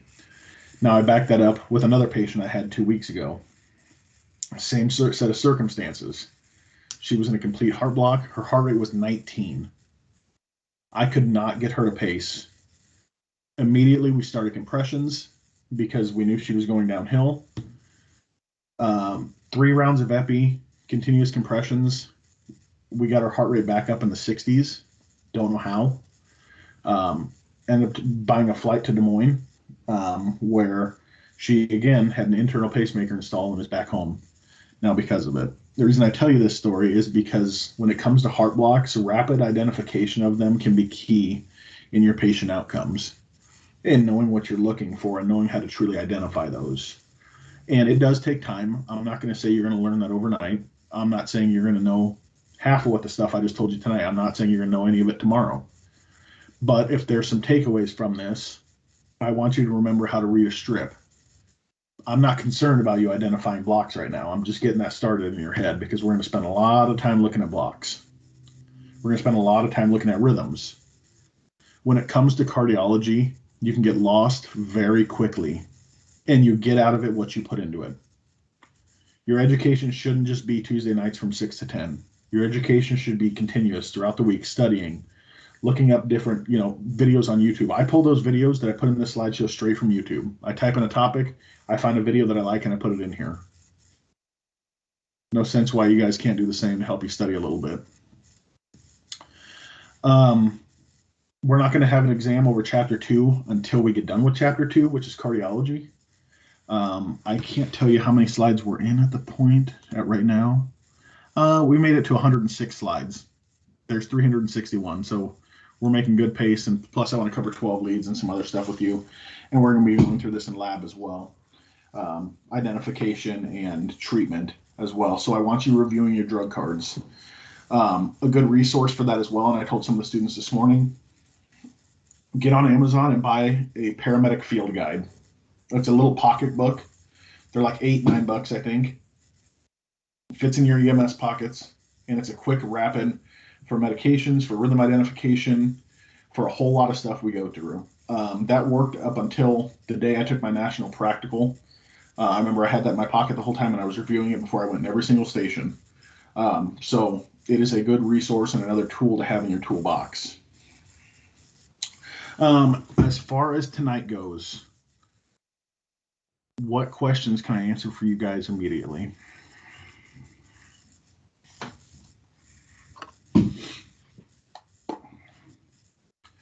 Again, cardiology is its own demon. You guys will find something you're very good at. I'm not saying cardiology is for to get real in depth for everybody. It just happened to be the thing I fell in love with. Some people will fall with trauma. Some people will fall in line with airway. It's just what you put most of your time into. And I'm not saying don't learn anything else. Please, for the love of God, you have to take away something from every single class we have. But find the thing that you enjoy the most and make it enjoyable and commit yourself to it in paramedic school. And hopefully, we at the end of the year, we all become paramedics. Question. Tanya? Yeah, I got one, Rudy. Oh, hold on, Nick. Tanya, go ahead. Yeah, is there any way you can download some practice strips for us? Some practice strips? Yes, just for the Yeah, I'll actually. Well, so after next week, you guys will make your own practice strips that will be graded. So we'll get to that next week. I will upload some on there, just over the rhythms we went through tonight. And you guys can take a look at those. But yeah, one of the assignments we'll go through in cardiology is I will give you EKG paper, and you have to draw me the rhythms and identify and write why that rhythm is what it is and how it's identifiable. Nick, you got a question? Yeah, so I know it won't be covered in our textbooks because it's kind of a weird debated thing, but I've heard debates over FDT not being a rhythm. But how does, if it has rules and everything, it follows the patterns of rhythms. So where does that debate come in? I'm honestly not 100%, I guess, familiar with that. I'd never even heard of that. So that's something I'll have to look into. Okay. I'll bring in something I have on it on the next class too. Yeah, sounds good. And here's the thing with cardiology, guys. Once after next week, I'll probably open up, or the week after, I'll probably open up so that you guys can start. You do have to attend a cath lab and cath lab recovery. That's included in your clinical hours. It's just 2 more sites. You just have to go to each one of them once. You get to see some cool stuff when we talk about angiograms and cardiologists. The cardiologists love students. They will pull you, even if they catch you in the ER, they'll pull you in. They'll throw rhythm strips at you and tell me what it is. I learned a lot of what I did from cardiologists, or what I do from cardiologists. And there are paramedics that work in the cath lab as well at Iowa Heart. We're lucky that Mercy is actually connected to Iowa Heart, is an affiliate of it. So it works in our favor as far as students. Any other questions? Yes. How do you want us to submit the homework page, the sheet that you had? I don't necessarily want you to submit that. That is for you to keep and to study with, that you fill out, because those really follow the textbook. Are you talking the fill in the blank one? Yes. Yep. I want you guys to hang on to those and use them for studying tool. Awesome. Thank you. Mm-hmm. Your homework is really the My Brady, getting all those chapters completed by the end of the semester. And again, I don't set deadlines. I think I actually have a deadline of April 1st on those. So that's plenty of time to get that stuff done. If you want to do it as we go through each chapter, by all means, that way it makes a little more sense to you. But again, I've kind of set that deadline back a little bit. So previously you had mentioned you weren't sure if we were going to do each of the chapters in My Brady. So are we now going to do the chapters, or are you just talking about the quiz? Those chapters, I assigned every single chapter over this volume which in medical emergencies, because there's a couple chapters I think that the slides don't really do justice for. So I want you to be able to open your book and kind of identify some of that stuff through your My Brady work. Was my big reasoning behind it. And I believe there's 13 chapters on there. Rudy, I checked the My Brady and it wouldn't let me do the homework. Well, first of all, the pre-test was like 2021. So then it doesn't let you do anything. I think that's on a couple of the chapters, so I'll just have to change the date on them. I went through and changed the date on a bunch of them, I think, besides like the first two, if I remember right. Sounds I didn't good. think it'd be an issue, but apparently it is. No worries. Yeah, I'll get it changed probably tomorrow. Thank you. This is also the point where, as we're going through cardiology, I want you guys to send me rhythm strips. You see something cool, cardiologist shows you something cool, you have a lead that you don't understand. Now's the point where we're starting to understand 3 leads and 4 leads a little bit. So now's the point where you can start interpreting 3 leads and 4 leads and putting those into FISDAP. But you must include a copy of the rhythm strip, at least a picture of it, and identify what it is. Because at any point in random, I could pull that strip out of your FISDAP, bring it up to you and say, tell me what it is and why you called it that.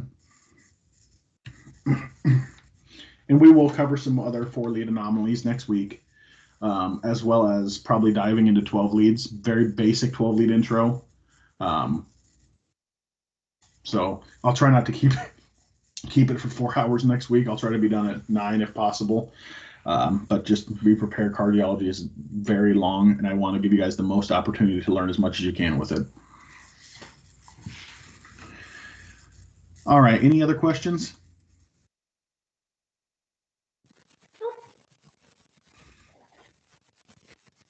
All right. If you guys don't have any questions, you are free to go. Have a great rest of your night. If you have any questions, shoot me an email. I will probably not be in the office tomorrow. I'll probably be working from home, which I have my computer with me, so I can still respond to emails and everything like that. Shoot me an email if you have any questions. Also, if you message me on Teams, that comes straight to my phone, my personal cell phone. So if you send me a message on Teams, I can actually reply to that a lot quicker as well. Otherwise, have a great night, guys. Yep. Thank you very much. Thanks.